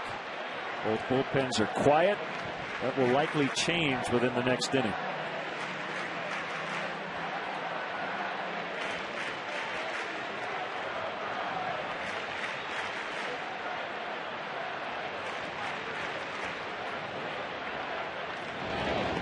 Ooh. Picked off his own second baseman there. And nothing came of that play. No harm, no foul. But that's a mental mistake on the part of Rodrigo Lopez. You do not have to throw that ball to second base. You can spin around, check the runner, and not throw. Now, Lou, I think, is asking if it's a balk because he didn't throw to the bag. I know that's the case at first. I'm not quite sure what the rule is at second and third. Kelly Johnson didn't move. So he wants an explanation from Bill Welke.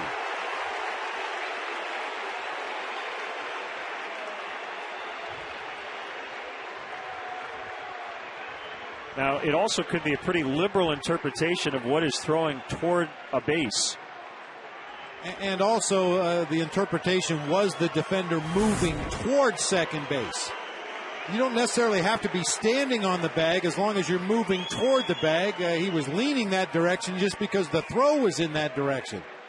You can see Johnson kind of crept in there a step, and Lopez misread that as a pickoff attempt and wheeled her out and threw to his second baseman, who really wasn't that close to the bag, but he was moving in that direction.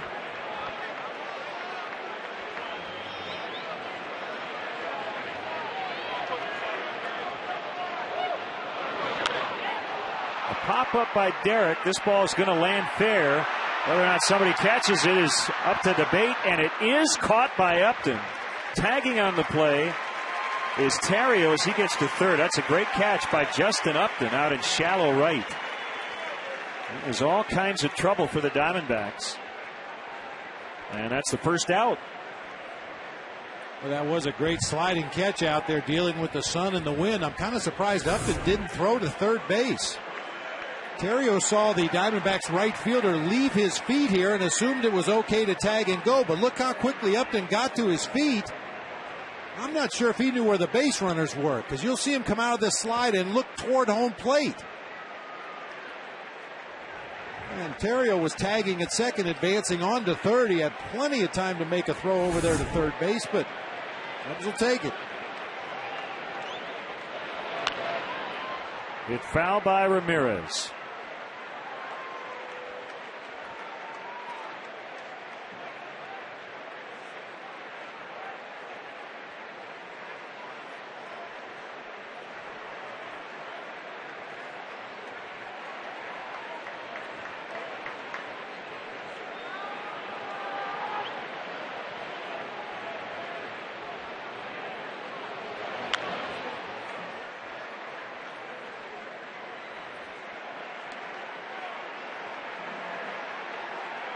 First and third, one out.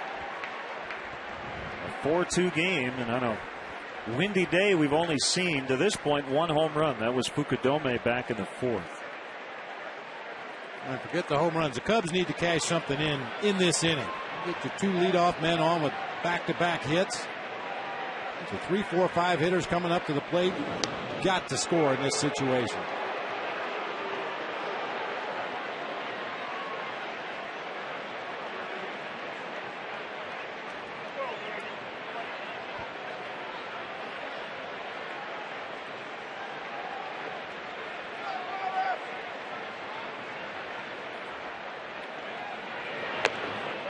Too high, 1-2. Too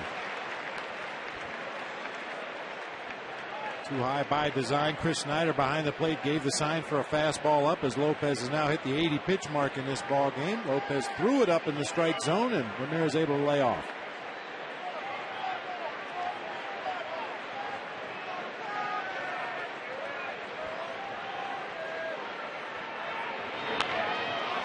He pops it up. Lopez is calling for it, and it's going to drop out. They have a play at second, but nobody realized it. And they're loaded up. Johnson had a play at second base where his double play partner, Stephen Drew, is standing to get Fukudome, but he was more concerned about Terrio. So the error will go on Lopez. Boy, any team will tell you the last thing in the world you want is for your pitcher to get involved in a defensive play, especially a high pop-up with the wind and the sun.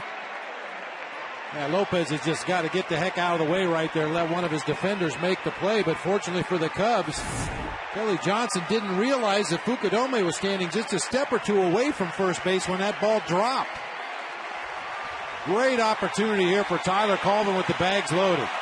And this is the loudest this jam-packed crowd has been all day as they get on their feet. Here's a pitch to Colvin. Ball one outside. And now we'll see some action out in the Arizona bullpen. Yeah, tough play for the base runners. I mean, that ball's popped up in front of the mound there. You can't stray too far from your bag and get doubled off, but Fukudome had to bust it into second base after that ball dropped in front of the mound. The 1-0 fly ball out in the center. Gillespie coming in. Terrio tagging. Here's a throw to the plate, cut off in the middle, and the Cubs are fortunate. Chris Snyder, I think, thought he had a play there at the plate. As it is, it's 4-3.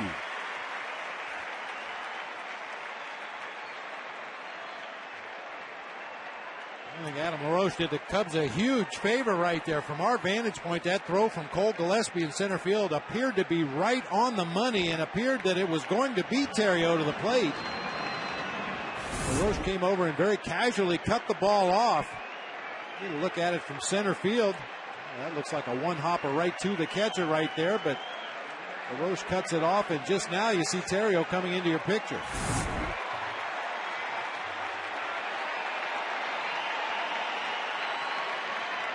First and second. Here's Soriano. There's a deep drive for Soriano, and the Cubs lead by 2. A 3-run blast to make it 6-4.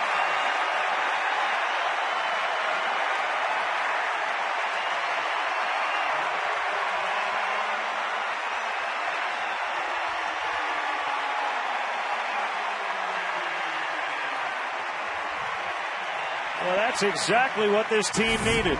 A 3-run homer. Boy, cement mixer slider just kind of spun up there and hung in the middle of the plate for Fonzie. Well, hopefully that'll get the rest of the Cubs bats going. A great swing on a hanging slider for a 3-run homer. A 4-run inning. Well, that error looming very large on a pop-up between home plate and the mound.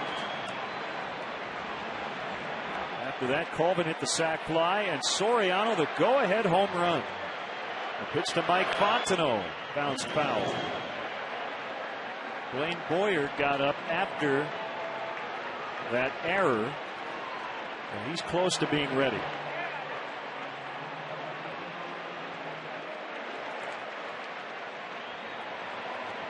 A career homer number 293 for Soriano. First in 9 days.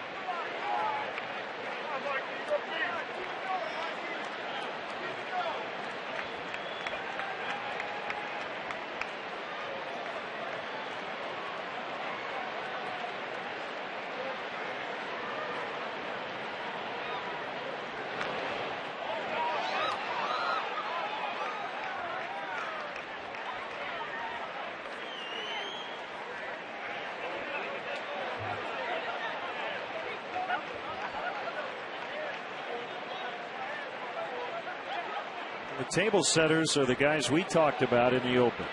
And they did set the table. And back-to-back singles in this inning. Popped into left.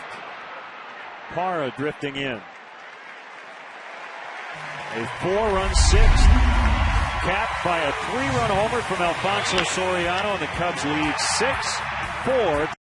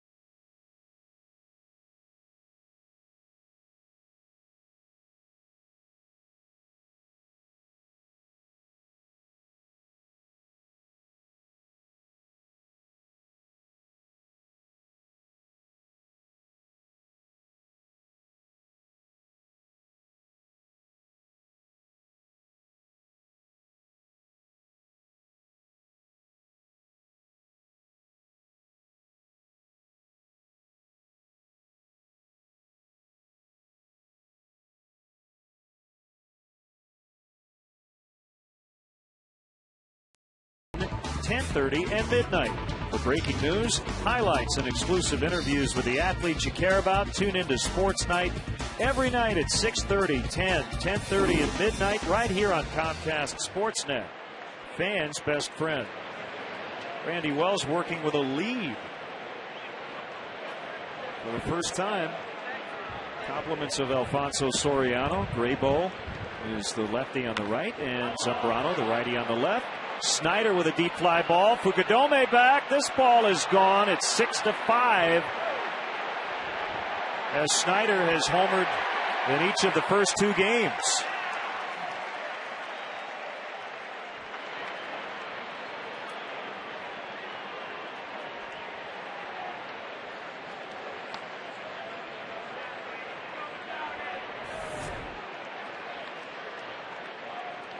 Snyder, a guy that, according to the reports, has slider speed bat, which means the only pitches he really handles well are off-speed pitches in the strike zone or fastballs out over the plate.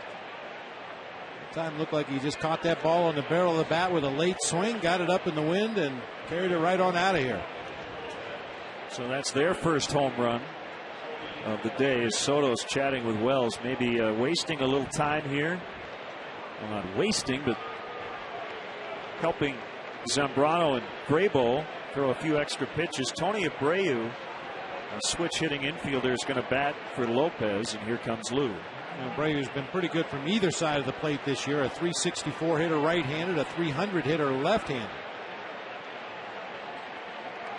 Oh, Lou's saying not just yet. Now, Lou's going to wait till the home plate umpire Tim Welke comes out there and forces him to make a change. That will give Big Z and or John Graybo enough time to throw probably 3 or 4 or 5 more pitches down in that bullpen. Oh, I saw the left arm up. It will be Graybo, and that's a first homer allowed by Randy Wells this season. He does exit with a lead. It's the Lexus pursuing perfection call to the bullpen.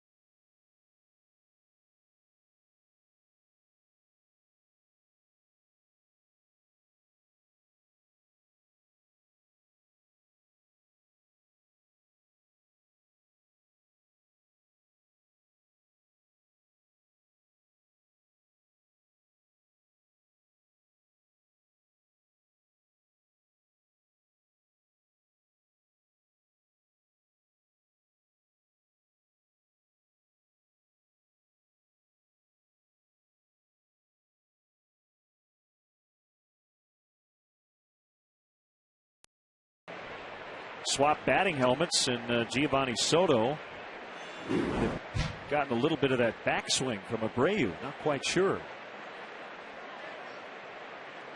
That happens a lot more often than you might realize. A catcher reaching for that pitch, and the batter that has a long extended backswing can catch you on that glove arm as you're reaching for the pitch. In tight on a fastball. Let's see that first pitch, what happened. Swing. Boom. Wow. Ooh. Right on the back of the left wrist, left forearm. That's a swinging bunt. Soto picks it up and tosses to Derek and gets Abreu by 2 full steps. This has been the problem area for the Cubs, including that home run. The Cubs have now been outscored 26-12 in the 7th. And 21-16 in the 8th inning of games this season as a frustrated Randy Wells can only watch the rest of the way. Strike one, fastball to Kelly Johnson.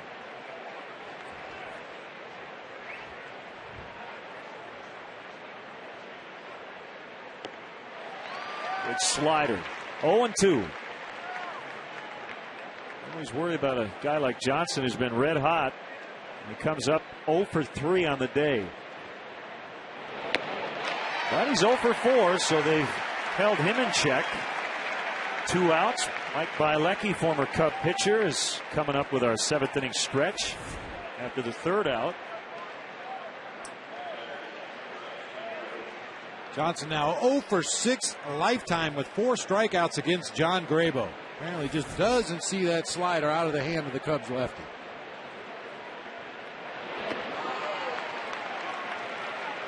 Swinging strike on Stephen Drew. 2 hits, 2 runs today.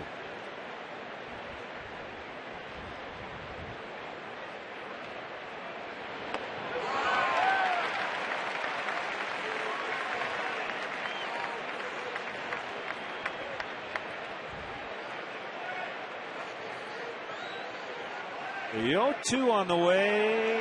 No, he held 1-2.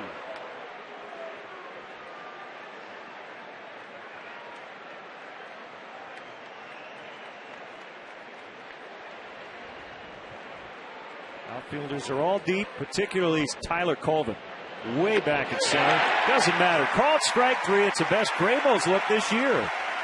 It's 6-5 stretch time. Former Chicago Cubs pitcher Mike Bielecki. Hey, Chicago, great to be here. Let's raise the roof for with a Big Sox fan on Pennsylvania Avenue. A 1, a 2, a 3. Take me out to the ball game. Take me out with the crowd.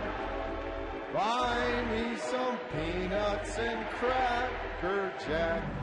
I don't care if I ever get back, for it's root for the. If they don't win, it's a shame for it. At the old ball game. Hey, let's get some wins.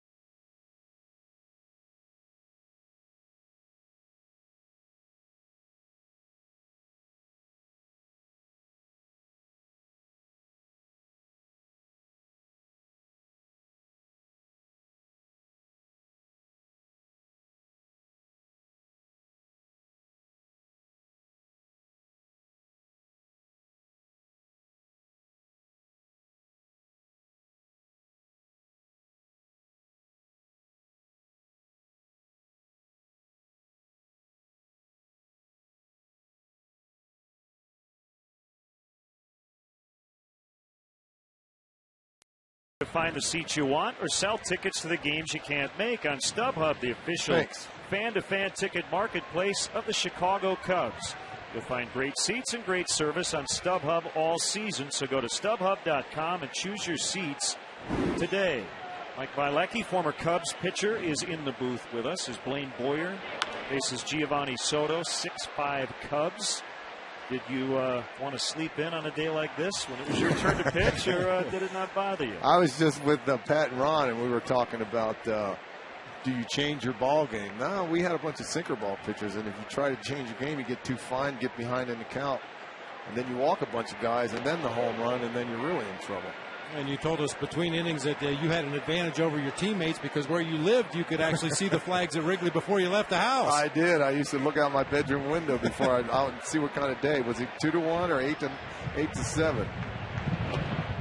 Marlon Byrd is going to bat for Graybo after Soto hits, and we're going to see Big Z in the 8th. Cubs will have at least a 1-run lead. Well, you're right, Mike, about the walks.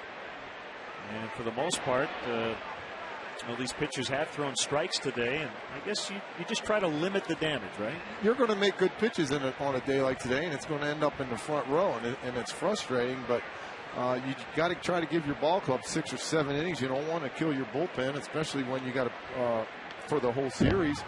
And, give 7 innings, and you might give up 4 or 5 runs, but you still got a chance to win.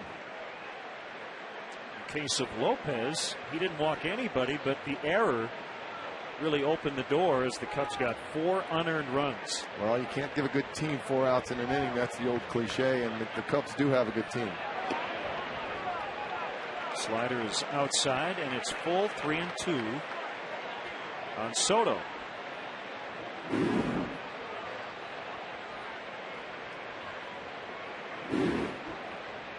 Boyer works from the stretch with nobody on. And he walked him, ball 4. Toughest hitter you ever faced, Mike? Tony Gwynn. I think he was the toughest hitter for a lot of guys. And he wouldn't put the first ball in play. You'd end up throwing 14 pitches to him, and you're like, Tony, just get your knock, let's go. And you're out, and he'd wear you down for so many pitches, and then like he had a pull cue. He would just hit the ball where he wanted to. And the guy that I got out the most that I hadn't even realized was Barry Bonds, but I used to not like seeing him come up to the plate. You were one of the few then. Here's Bird off the bench, batting in the pitcher's spot. Bob and I were talking before the game, and that's smacked in the left for a base hit. The Cubs rallying again. How about Luis Gonzalez? What was it, Bob? 10 home runs off Greg Maddux? Yeah, he didn't have more than 5 home runs against any opposing pitcher, but he had 10 against Maddux. Mad Dog knew that, too. Oh, yeah, he knew that.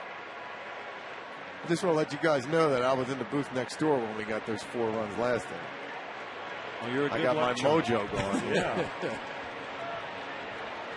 Well, speaking of that, were you particularly superstitious as a pitcher? I wasn't really superstitious like crazy, where I'd wear the same underwear for a 3 or 4 game winning streak. But I guess sometimes you use the same T-shirt, a clean T-shirt, or eat the same meal, pregame meal, small things like that. But that's more for your mental part of your game, I guess. Mad Dog was in spring training this year helping out the ball club. He is an assistant to the general manager. And, I think earlier this week was at one of the Cubs minor league games. So is he like a rover, or does he show up here a lot? He's doing a little bit of everything. I think part-time coach, scout. He's doing a little bit of everything, and I think he'll figure out exactly what he wants to do full-time at some point. Well, it's not like he wouldn't be in demand anywhere. Doesn't he have a son that's a pretty good player? Chase, I believe. Yeah. I used to have Chase down in the bullpen very early in the morning before the day games, throwing side sessions. Only seeing Greg Maddux catch in the bullpen.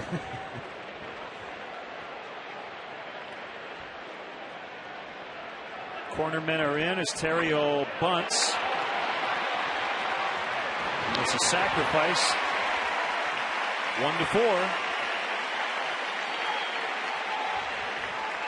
Well, you're in the big leagues, Mike, for 14 seasons, the last 1997. You look like you could still pitch today.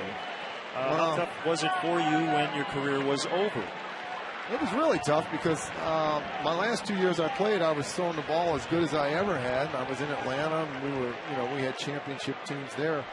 And I was almost 40 years old, and I think I just wore out. But the next 3 or 4 years, especially at spring training time, I'd have all these butterflies and endorphins going through your body, like it's time to go, and get it done. And I had nowhere to go, so I just kind of still work out. I think once you're an athlete, you're always an athlete. And I have 2 beautiful teenage daughters that I have to keep an eye on, and they keep me in shape. Oh, that keeps you busy. Yes, it does. Yeah, it is an adjustment, and it is nice to be a part of the real world after a decade and a half for you in the big leagues. Well, I was very fortunate to work for Fox after I finished playing. I did a couple of years where I was in the studio, and I was still being able to maintain friendships with former players and all that. I kind of missed that too. That was a great opportunity, especially being able to do it here. I love this town. No doubt. Game looks a lot slower from where we sit than it does on the field, so I'm told. Here's Fukudome, second and third. The infield is in. These could be huge insurance runs for the Cubs. And that's low, ball 1.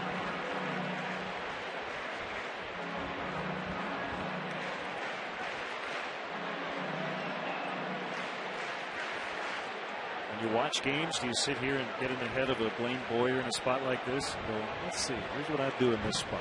Yeah, you always do naturally, the natural competitive, and try to find out if you're close enough to see if he's thinking the same way you are. Still love watching the game, and I really used to love. I had the pleasure of playing about 10 years with Maddux and sitting back in the dugout and just watching him pitch, and it was unreal. He threw 7 pitches an inning and not even sweat. And then we're out there. The normal guys are out there having a baby on the mound trying to get 3 outs. I've never heard it put quite that way before, but we talk about laboring on the mound all the time. I guess it fits. Literal 3-0 on Kosuke with Derek Lee on deck.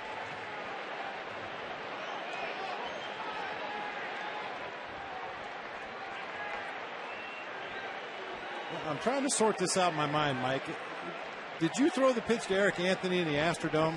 Oh, yeah, that was me. Yeah, that was when I was hearing. Farthest ball that I've ever seen hit. Ooh. I'm not real proud that I was throwing real hard that day. Yeah, you did. You hit his bat perfect. I threw it about 560 feet.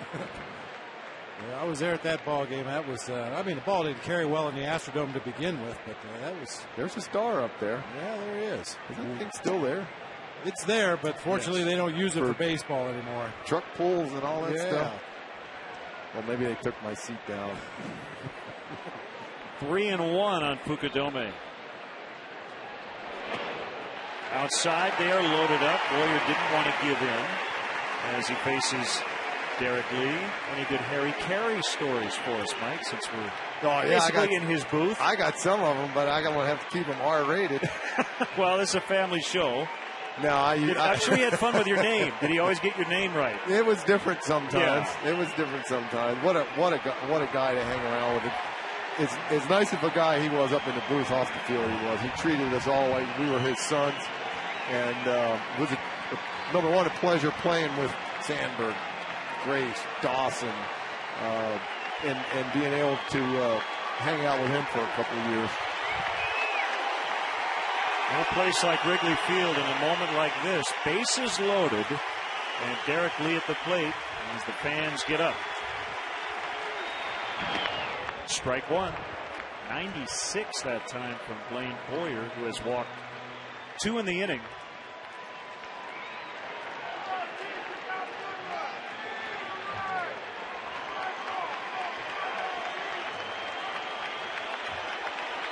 He's trying to get a double play ball and get out of this inning. Which is no secret to Derek Lee. Pitcher's trying to keep it down, get him to hit a sharp grounder at a shortstop. Well, the good news is Boyer doesn't really throw a sinking fastball. As you said, Len, mid-90s, upper 90s, four-seamer, tries to throw it hard. He will try to keep it down in the zone to Derek Lee, but doesn't have that same downward movement as you've seen from other sinker ballers.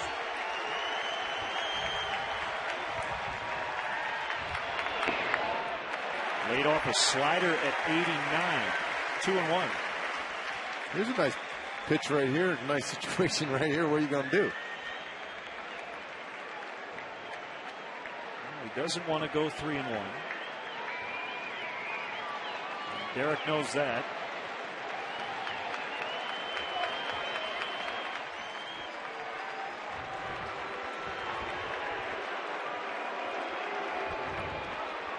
A struggle lately for Derek. He's 1 for 3 today. Big hit right here will pick him and the team up. Get healthy in a hurry. Hitting a spot like this. Ooh. On it, but he fouled it off at 97. Mike, when guys hit pitches like that, as a pitcher, what does this swing tell you? He's right on it. If he fouls it back, you either throw it harder, and I don't know if you can do it harder than 97, or you take a little bit off. That's why Maddox was such a great pitcher. I don't think he threw 2 pitches back to back that had the same speed.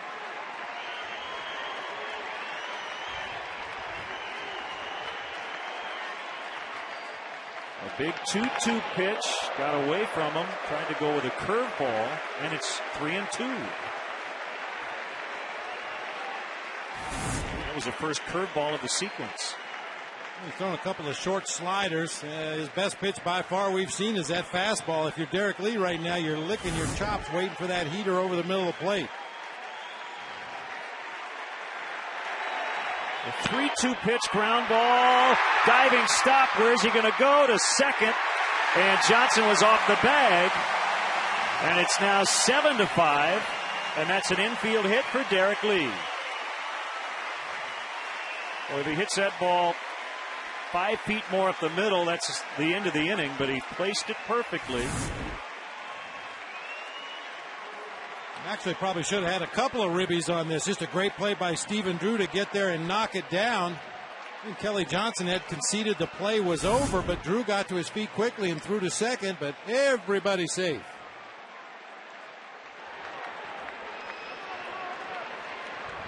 You are the good luck charm, Mike. I hope. Still only 1 out. He's still got a lot of baseball left, though. You're right. Especially with the wind blowing out. That's why you want to pile up as many runs as you can when you have great chances like this.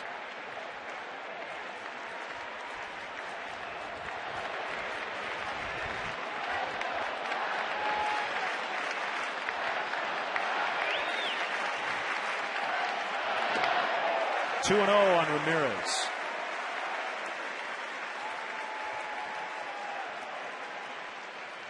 A chance for another guy that's been scuffling at the plate to bust out here in a big way.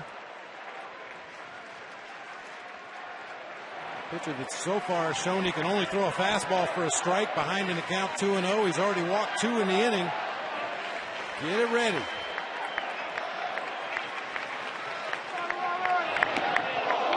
He did, but he missed it. That was a very aggressive cut, though. That's the kind of cut you want to see in that situation.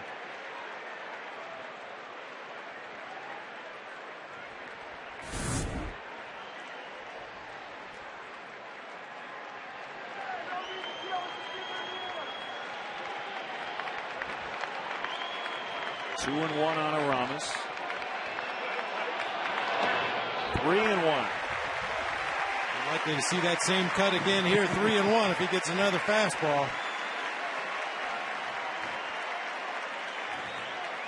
Former Cub Aaron Heilman appears to be ready.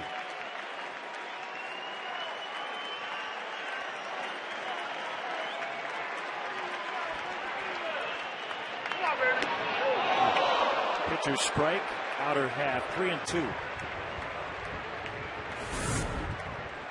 Definitely not a strike you want to swing at. 3-1 with the bases loaded. That is an absolutely perfect pitcher strike at the knees on the outside corner.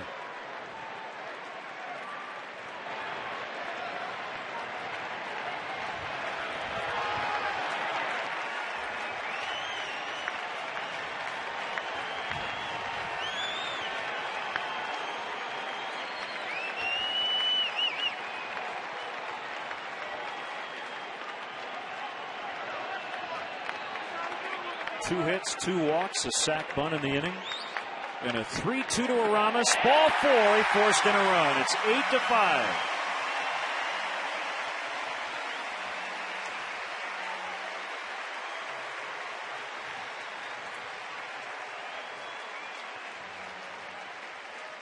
That's going to be it for Blaine Boyer.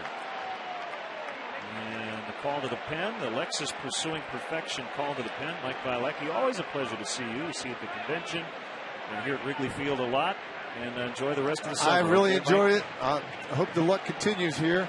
And I just love coming to this place and seeing some beautiful, beautiful people and beautiful baseball. Great to see you, Mike. We'll be back in a moment.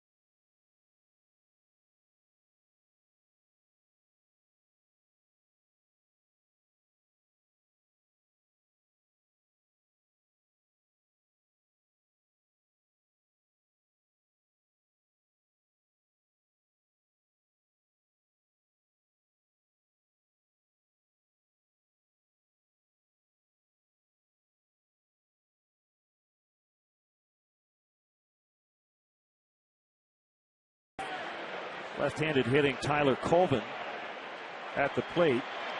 Heilman knows he has to throw strikes. The bases are loaded. Boyer has given up 2, including 1 on a bases loaded walk to Aramis Ramirez. Cubs with their biggest lead of the day, 8-5. 6 runs over the last 2 innings.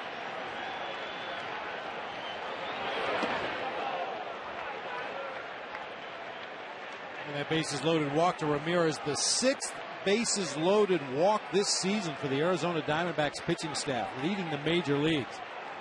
That's not a category you want to lead the major leagues in.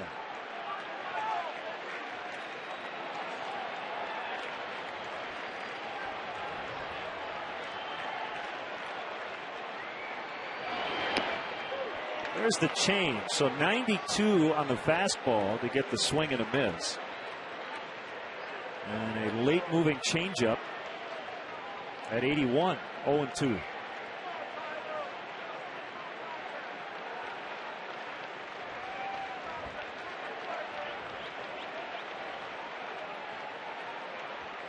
Aaron was sent from the Cubs to the Diamondbacks in November. And he gets Colvin to chase a changeup. Strike 3. That whole at bat, Bob, was set up with the first pitch. Yep, absolutely.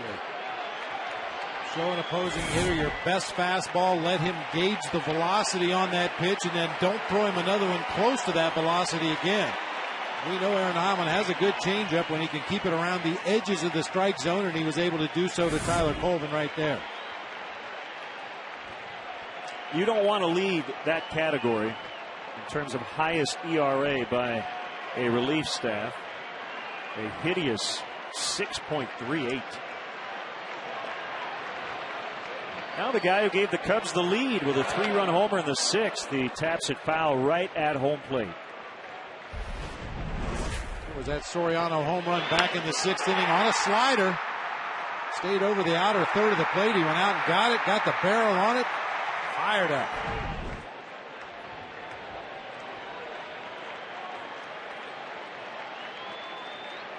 I don't think Soriano's going to see a fastball in the strike zone. I could be mistaken, but I think he's going to see change-ups. If he does get a fastball, it's probably not going to be anywhere he can get the bat on. He's being corrected. Fastball down below the knees that time. And that's one thing about Alfonso Soriano. Even when he's struggling his worst, he can still turn around a fastball, and opposing pitchers in the National League know that. Heilman also not afraid to throw his changeup to a righty. I thought that was a slider. 2-1. But a changeup could be problematic for him against Soriano, who likes that ball down and in.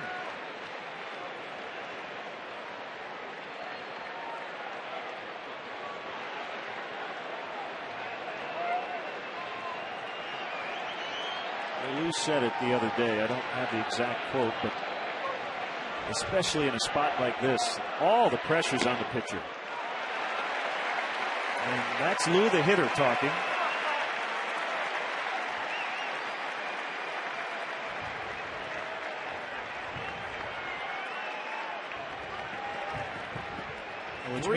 Which makes Aramis Ramirez at bat to take that walk with the bases loaded a really good sign.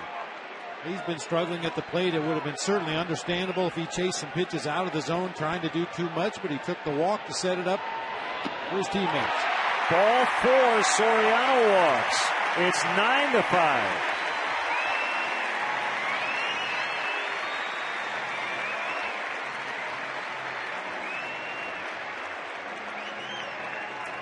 Another good patient at bat right there when it would have been very easy to be overly aggressive and chase bad pitches out of the zone. Keep the line moving.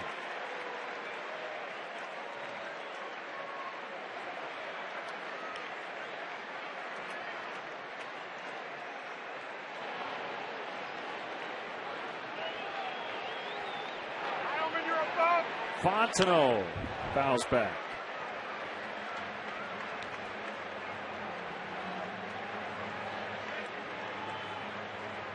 He's the 9th Cub to bat in this inning. Action in their pen. They're all righties out there. That's Kevin Mulvey. Got called up before yesterday's game.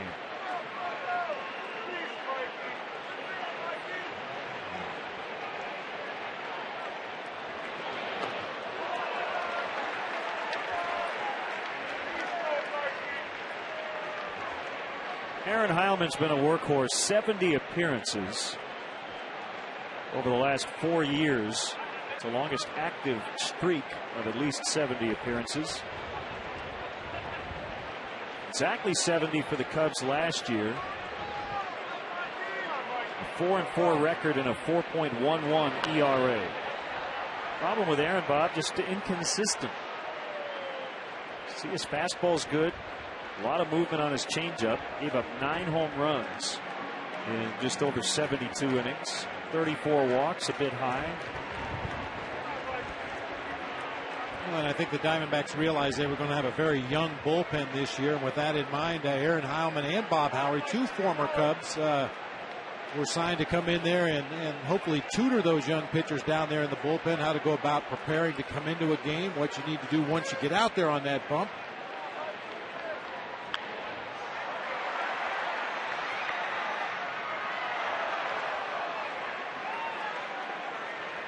Aaron hails from Indiana, from Logansport, about 2.5 hours from here, and was a first-round pick of the Mets out of Notre Dame in 2001.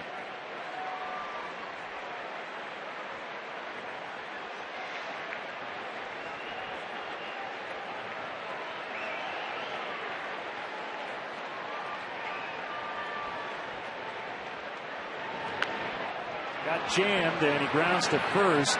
Heilman covering and steps on the bag. He goes 3-1. 3 more for the Cubs. That makes 7 runs over the last 2 and 9 over.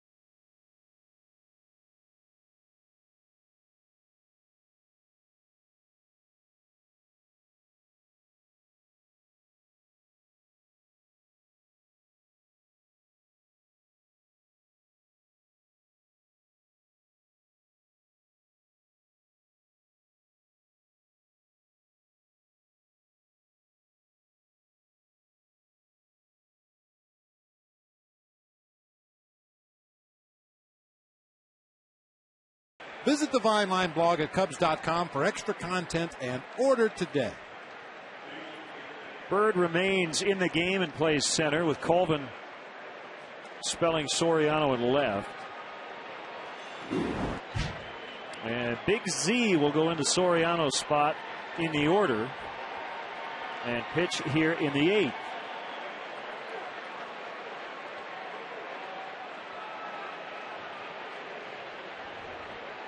Faces Justin Upton. Well, you like the cushion against a home run hitting team like the Diamondbacks.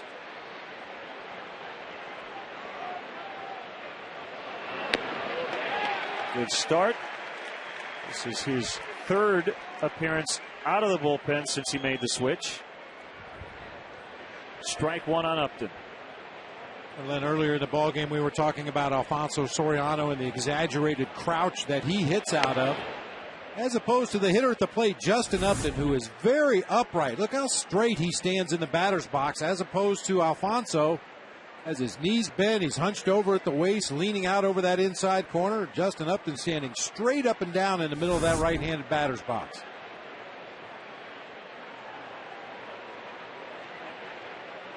You know, the bottom line is it doesn't matter how you're standing as that pitcher's holding the ball on the mound, but once he releases the pitch, if you look at almost every hitter in the big leagues, they're in a very similar hitting position. Hands back, a slight weight shift to the backside. A pop-up by Upton. Who's going to take it?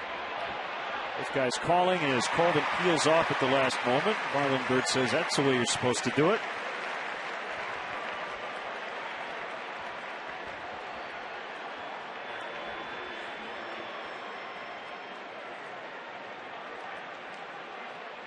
Now Mark Reynolds. Z, by the way, in his first 2 relief outings, and the last one was 4 days ago, has gone over an inning. An inning and a third at Milwaukee, and then 1 2/3 in his second appearance versus Washington. Got to think he's probably only going to pitch this 8th inning because Marmol needs the work in the 9th. It's early. The one thing Z would like to do, and this goes back to when he was starting to begin the season, is be more efficient. He's averaging over 20 pitches per inning. That's very high.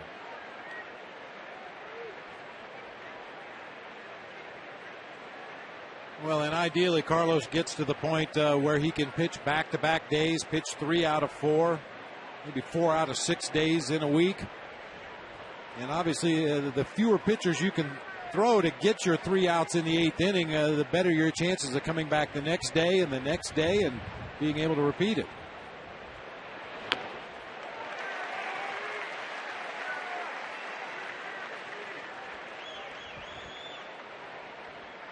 Paid crowd today, an even number, 37,800.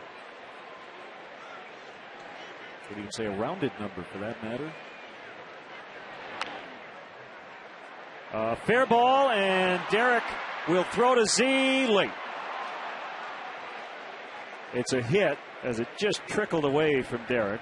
Ball had a lot of spin on it coming off the bat of a right-handed hitter.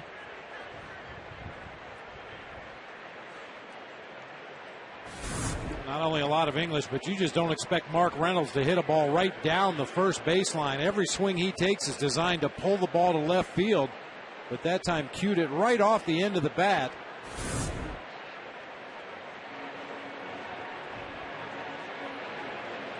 Strapping on those shoes. He ran right out of his shoes up in Milwaukee after hitting a sac fly to right field.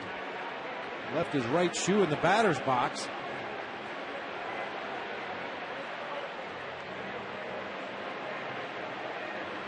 His feet are getting smaller. His shoes are bigger.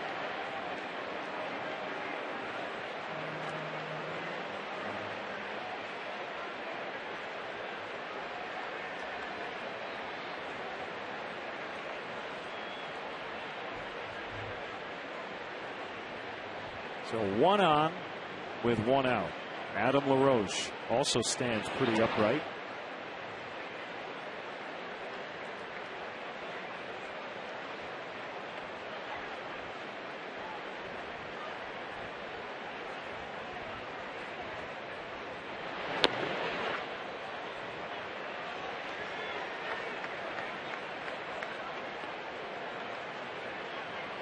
Once again, Bob, we wish the best to our colleague, Mr. Baseball, Bob Uecker.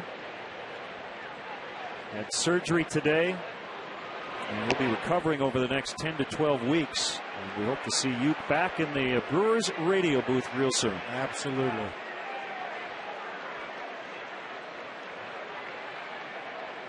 You know I'm going to root for a former light hitting catcher. Oh, yeah. We're a fraternity. We got to stick together. Z needs a strike. There it is. 3-1. Well,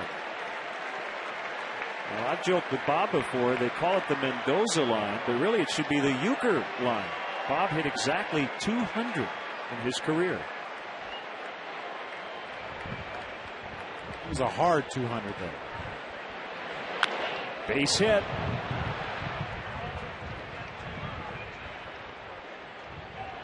First and second.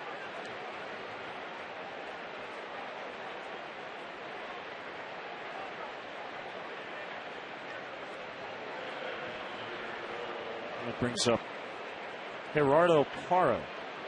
The tying run is still on deck. The Diamondbacks, of course, don't have to get it all back here in the 8th. They still have the 9th to work with, but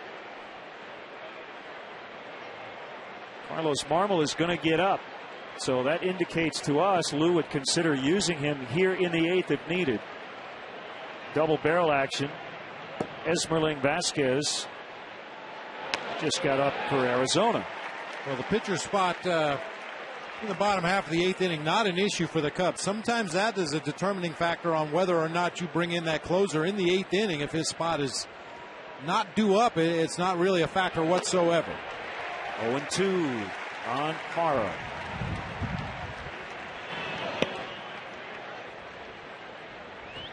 Carlos Marmol hasn't been that busy lately, so yeah, getting 4 outs would be no big deal. It's been a week since he last pitched. Got it. Called strike 3.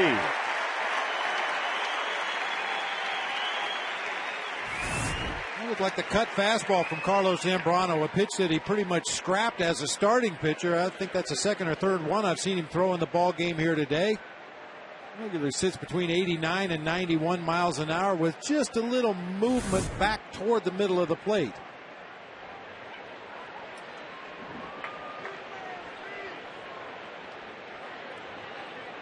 Gillespie yesterday had his first career multi-hit game and his first RBI, and he's done that again today. 2 hits and a run knocked in.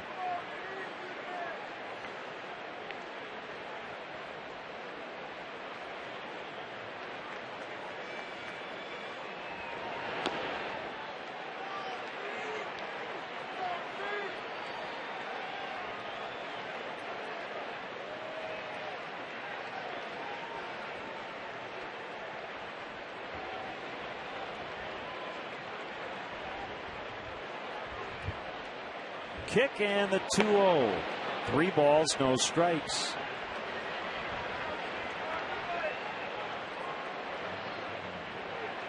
Looks like it's going to be another 20-pitch inning for Z. So far, he has not given up a run. 2 hits in the inning.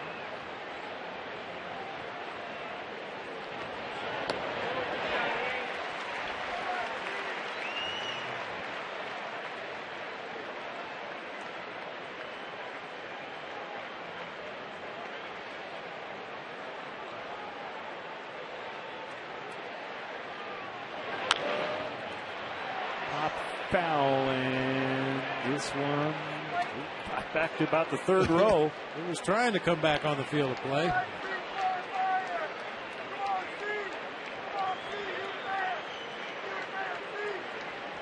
And then the Cubs have a little bit of a log jam in the outfield with the 5-man rotation that Lou Piniella is trying to employ. I think the Diamondbacks are going to have a similar situation. Tyler Jackson will be coming back off the disabled list soon. Chris Young, the starting center fielder, up in the right fielder, but Gillespie and Gerardo Parra both bidding for more playing time.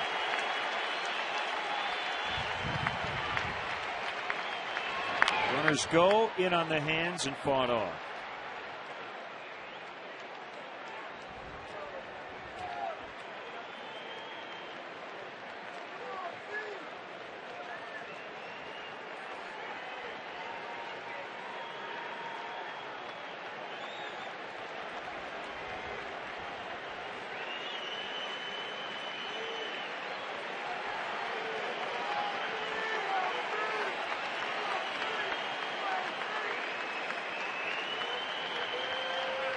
Another 3-2 and a ground ball to short.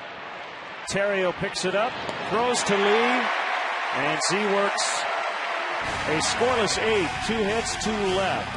9-5 Cubs.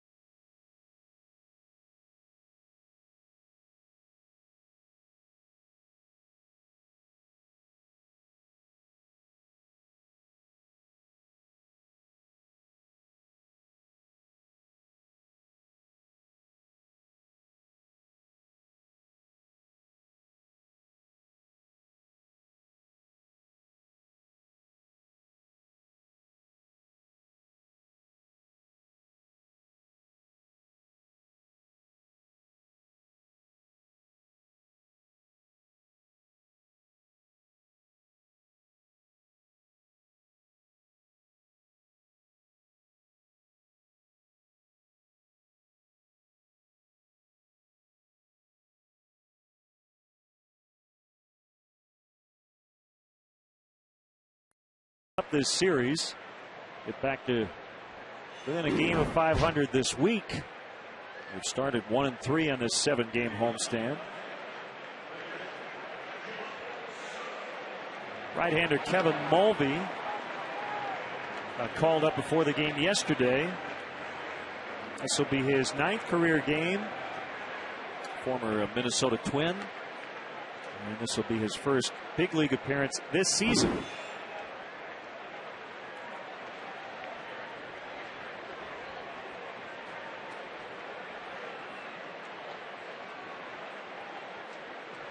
(9-5) Cubs here in the 8th.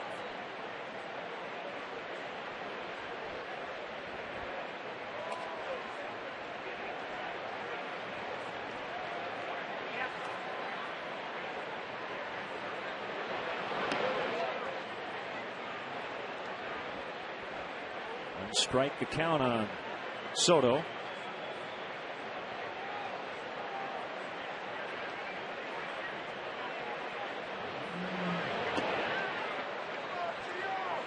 The brass enjoying this one. Cubs chairman Tom Ricketts, executive vice president, chief sales and marketing officer Wally Hayward, and Cubs president Crane Kenny. They must know some people. They're in the 4th row.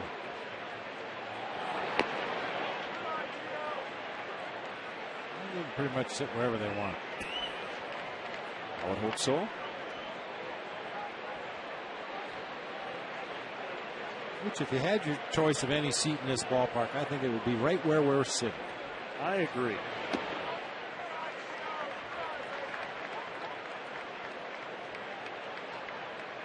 High atop Wrigley Field, you can see not only the entire park, the field, but the rooftops. Get a sliver of the lake as well. High to left. Into the jet stream. Gone for Soto. It's 10-5.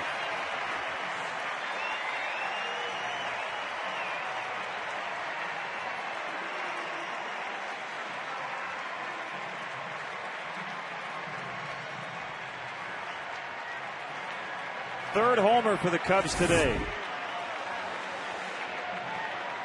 A knee-high fastball. Gio just went down and got it. Got underneath it.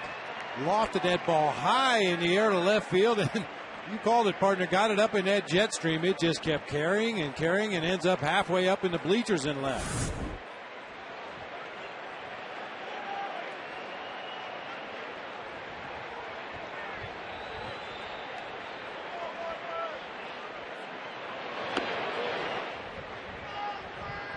On Marlon Byrd. Very encouraging first month for the Cubs catcher, coming off a dismal sophomore campaign. He has looked like a different guy at the plate.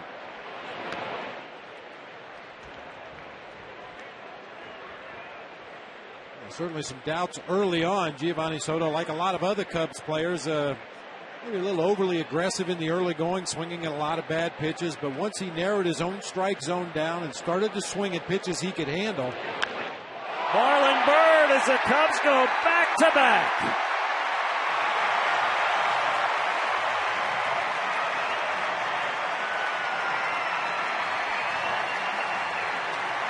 Nobody runs faster around the bases than Marlon Byrd.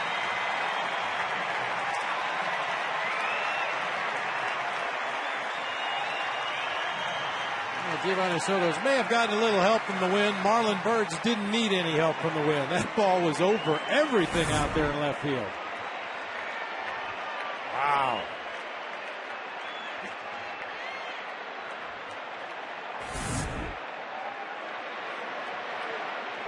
Consecutive home runs. It's 11-5.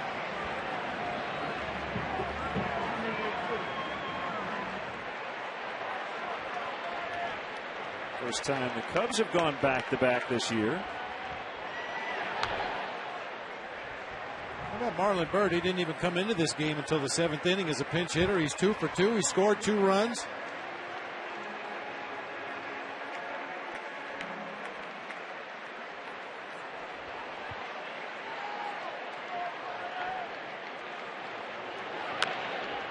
Down the right field line. Upton got a really good jump on it. What a catch by Justin Upton. He caught that ball with his first step. That's a great way to put it, Len. You have to get a good jump on that ball, slicing down that first base line. You knew it was going to stay fair because of the way the wind is blowing today. A long run for the athletic right fielder of the Diamondbacks, and that's going to be our Home Depot doing more on defense. Justin Upton flashing some of his skills out there in right field to make a great running catch.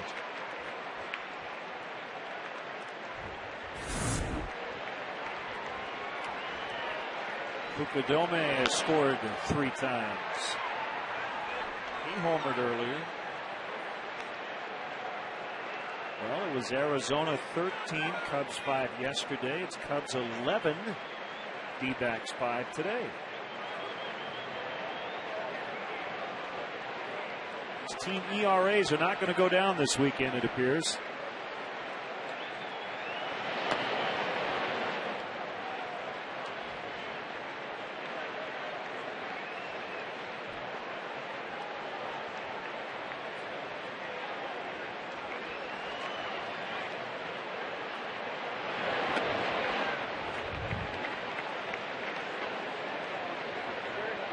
And more problems for the Arizona bullpen.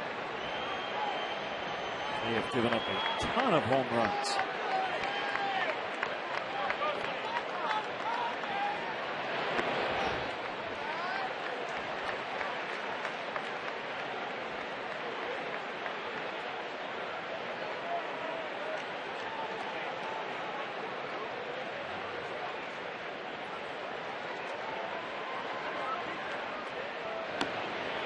Inside ball 4. Kosuke on for the 4th consecutive time.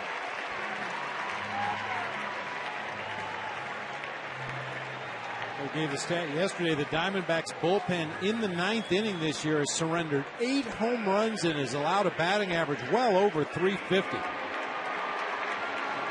The 8th inning had actually been pretty good for them this year until today. And for the Cubs, after being shut out over the first 3 innings with no hits, they have scored in 5 consecutive frames. 1 in the 4th, 1 in the 5th, 4 in the 6th, all unearned, 3 in the 7th, and 2 here in the 8th.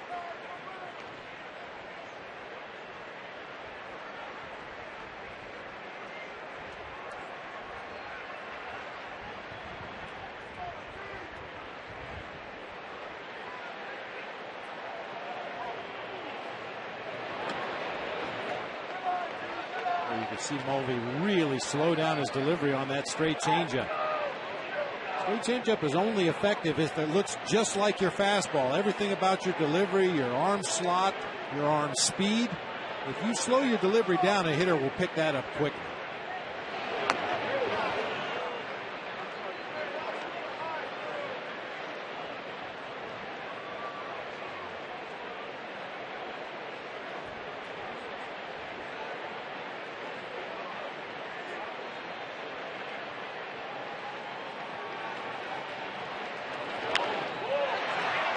Club foul.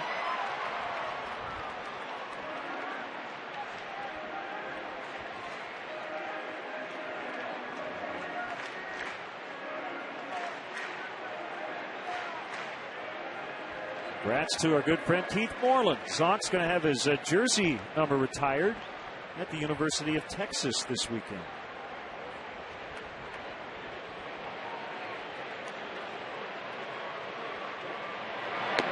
That means a lot to Zonk. He is a big-time Horns fan. Hook 'em Horns. Way to go, Zonk.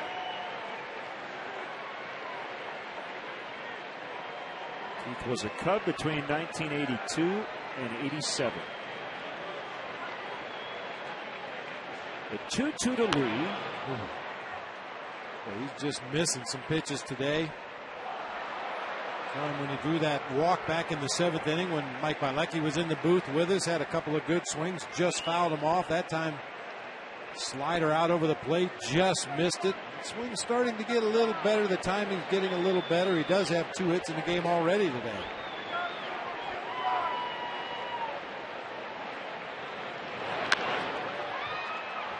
This goes 4, and that's it. They don't get any outs. Drew never did catch it. That was a routine double play.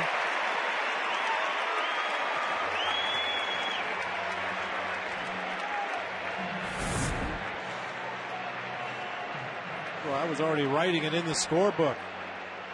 Tossed by Kelly Johnson. Drew just didn't catch the ball. Didn't look it all the way into the glove. Hit off the fingertips and dropped down.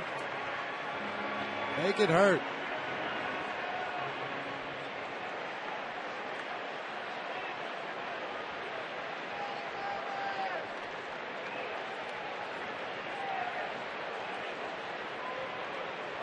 Ramirez with a bases loaded walk. He's had a couple on his homestand. One against Washington, won the game in extras.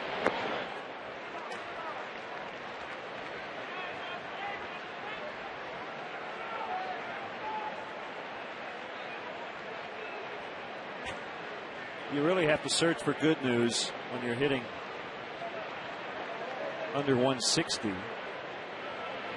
you're that close to 0, when you go 0 for 3, your average doesn't go down that much. Oh, that's one way to spin it, I guess.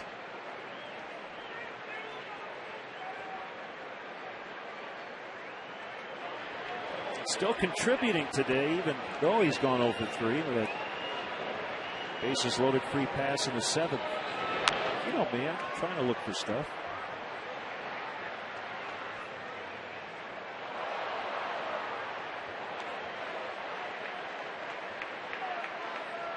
Well, a couple of days where he goes 8 for 10 or something like that, he'll get back up near 200. It's going to be a long road, but for most guys, by the end of the year, you end up where you usually end up. And for a guy like Ramirez, he figures to get 600 plate appearances this year. At some point, he'll reach his level. Down the line, and he was out in front.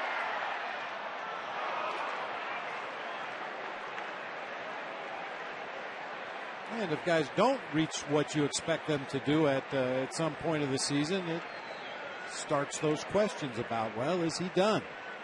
Have we seen the best he has to offer? I don't think so in the case of Aramis Ramirez, but get off to a slow start like this, and as you said, it's going to be a long grind to get those numbers back to where we're used to seeing them.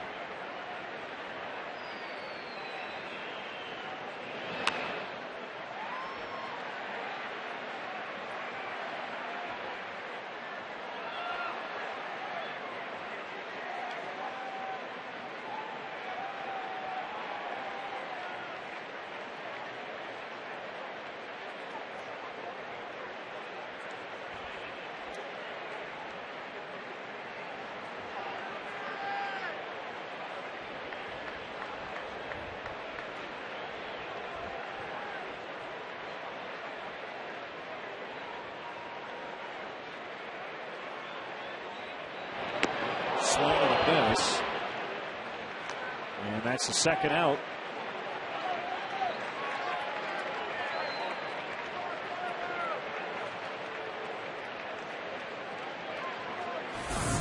A flat slider along the bottom of the strike zone from Mulvey that time.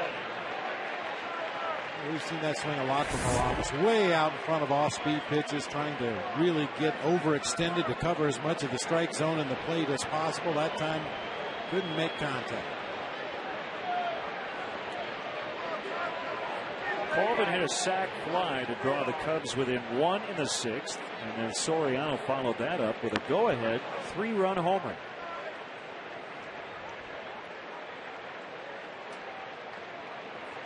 It's a good way, I guess, to not lose your license plate, although attaching it to your car would be another way.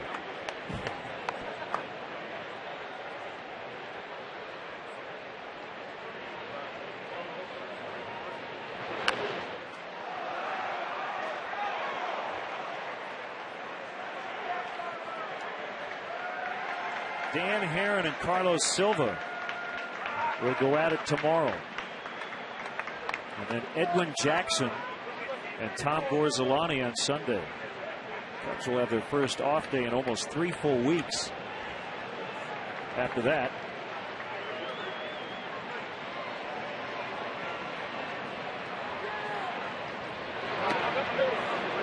1 and 2 on Colvin.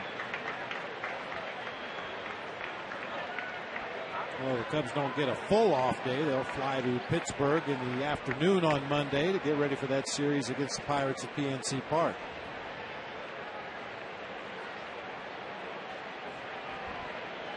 Half a day at home is better than a whole day on the road. Let's just put it that way. Yep. Pop-up foul ground caught by Reynolds. Back-to-back homers to start the inning. Soto and then Bird. Marmol will come in a non-save spot for the first time in a week.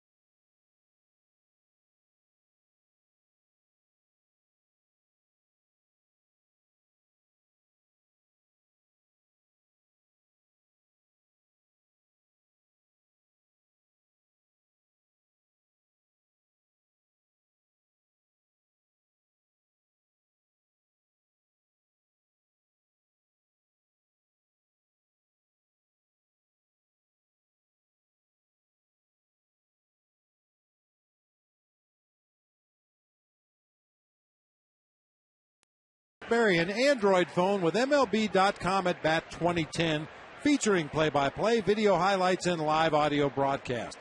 Visit Cubs.com today on your iPhone, iPod Touch, Android, or BlackBerry for more details.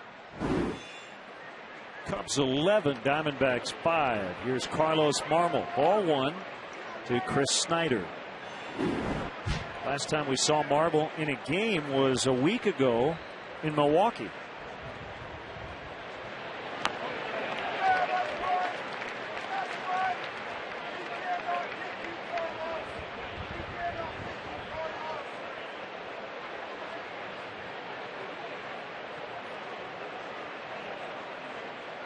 Check that.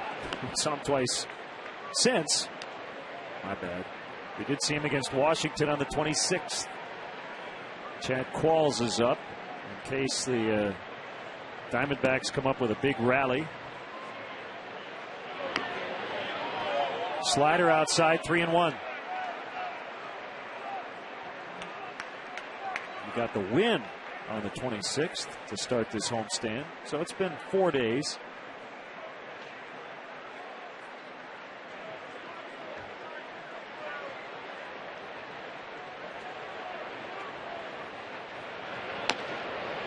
Ball 4, a leadoff walk. A little rust as former Cub Augie Ojeda will pinch hit for Mulvey.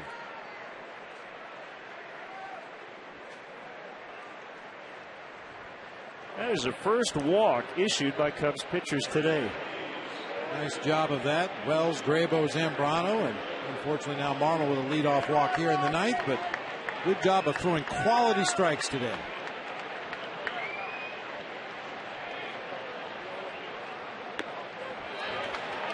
In there against Ojeda, knee-high strike. Ojeda a switch batter, batting left-handed. Lou just getting Marmol an inning of work here. You can't let him sit down there forever and just save him for save opportunities. But when a closer comes into a ball game with a comfortable 6-run lead like this in the ninth inning, just to get an inning of work, it would probably behoove him not necessarily to use all of his pitches the same way he would in a save situation. Of course, we know Carlos Marmol, when in trouble, will go to that nasty slider. Because he has a 6-run lead, we might see a lot more fastballs today. But that swing by Ojeda. Waited, and then poked it foul. The Birds have shown up for a late afternoon snack or an early dinner. The early bird special around 4:15. Happy hour. They struck him out.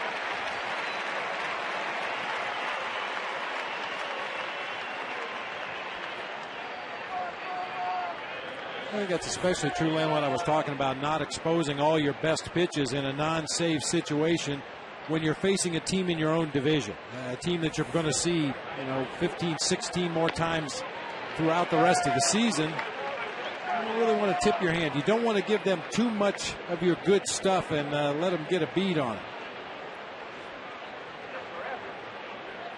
Reminds me of the Hitchcock movie. Apparently they have seats in that section because they're all bunched up right there behind second base.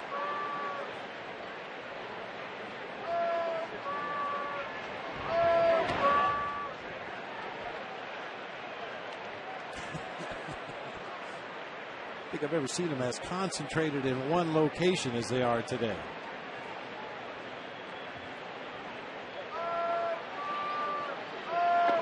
Swing and a miss. All the Birds hanging out together. I think they all landed because they're too tired battling the wind. 3-2. I saw one Bird outside the press box just doing everything possible to not fly backwards against the grain.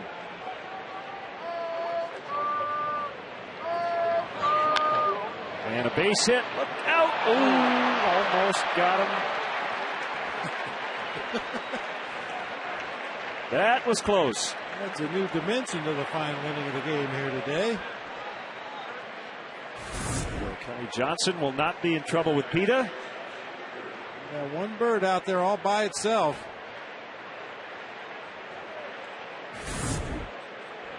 Just don't come up here.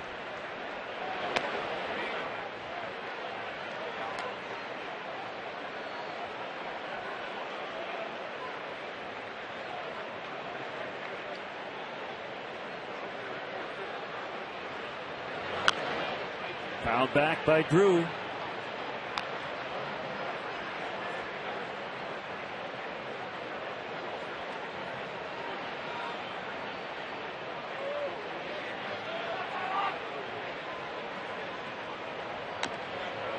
Drew taps it. It's foul.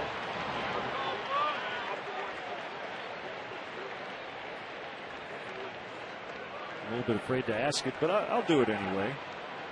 Kind of like the Ginger Marianne question. Were you a Tippy Hedren guy or Suzanne Plachette? I'd have to say Suzanne Plachette. I say both. Both very pretty and great actresses. Sure. Were great in that movie. Hard to pick one. I like Suzanne Plachette from her role on the Bob Newhart show, too. Yeah. Very nice.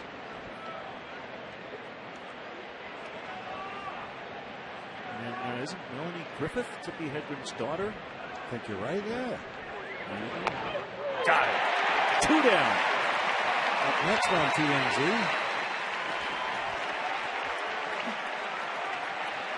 2 away with Upton coming up. Both outs have been strikeouts for Marmol.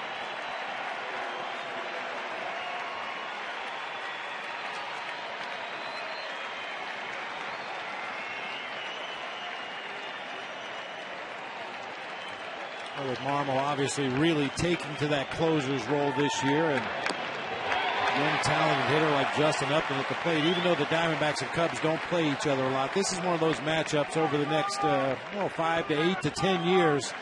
We're going to see a lot of these in the 9th inning when these two teams hook up. 0-2.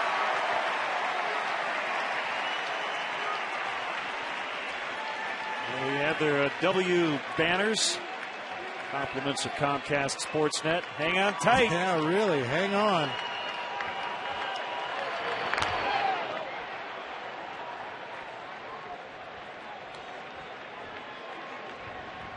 Well, one of the reasons Augie Ojeda didn't start today was they were afraid he was going to blow away. People grabbing onto the railings out there.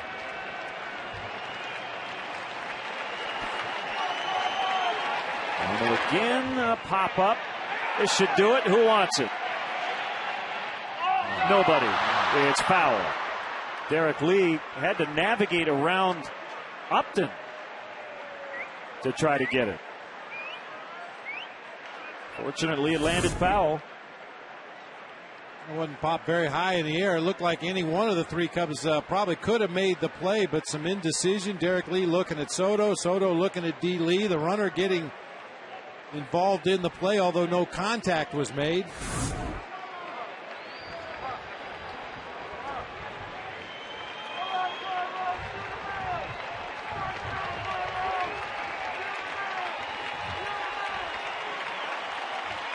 Another 0-2.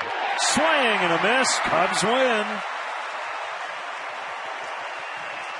No save for Marmol, but that's all right. He got a good inning of work. And the Cubs banged 4 home runs en route to an easy 11-5 win. Well, not that easy. They got the lead in the 6th and then kept adding on. That's the part Lou's really going to like. Oh, no question about it. I mean, the Cubs have shown some offense early in games this year and then kind of shut it down in the second half of the ball game, but not the case today. Good offensive performance up and down the line.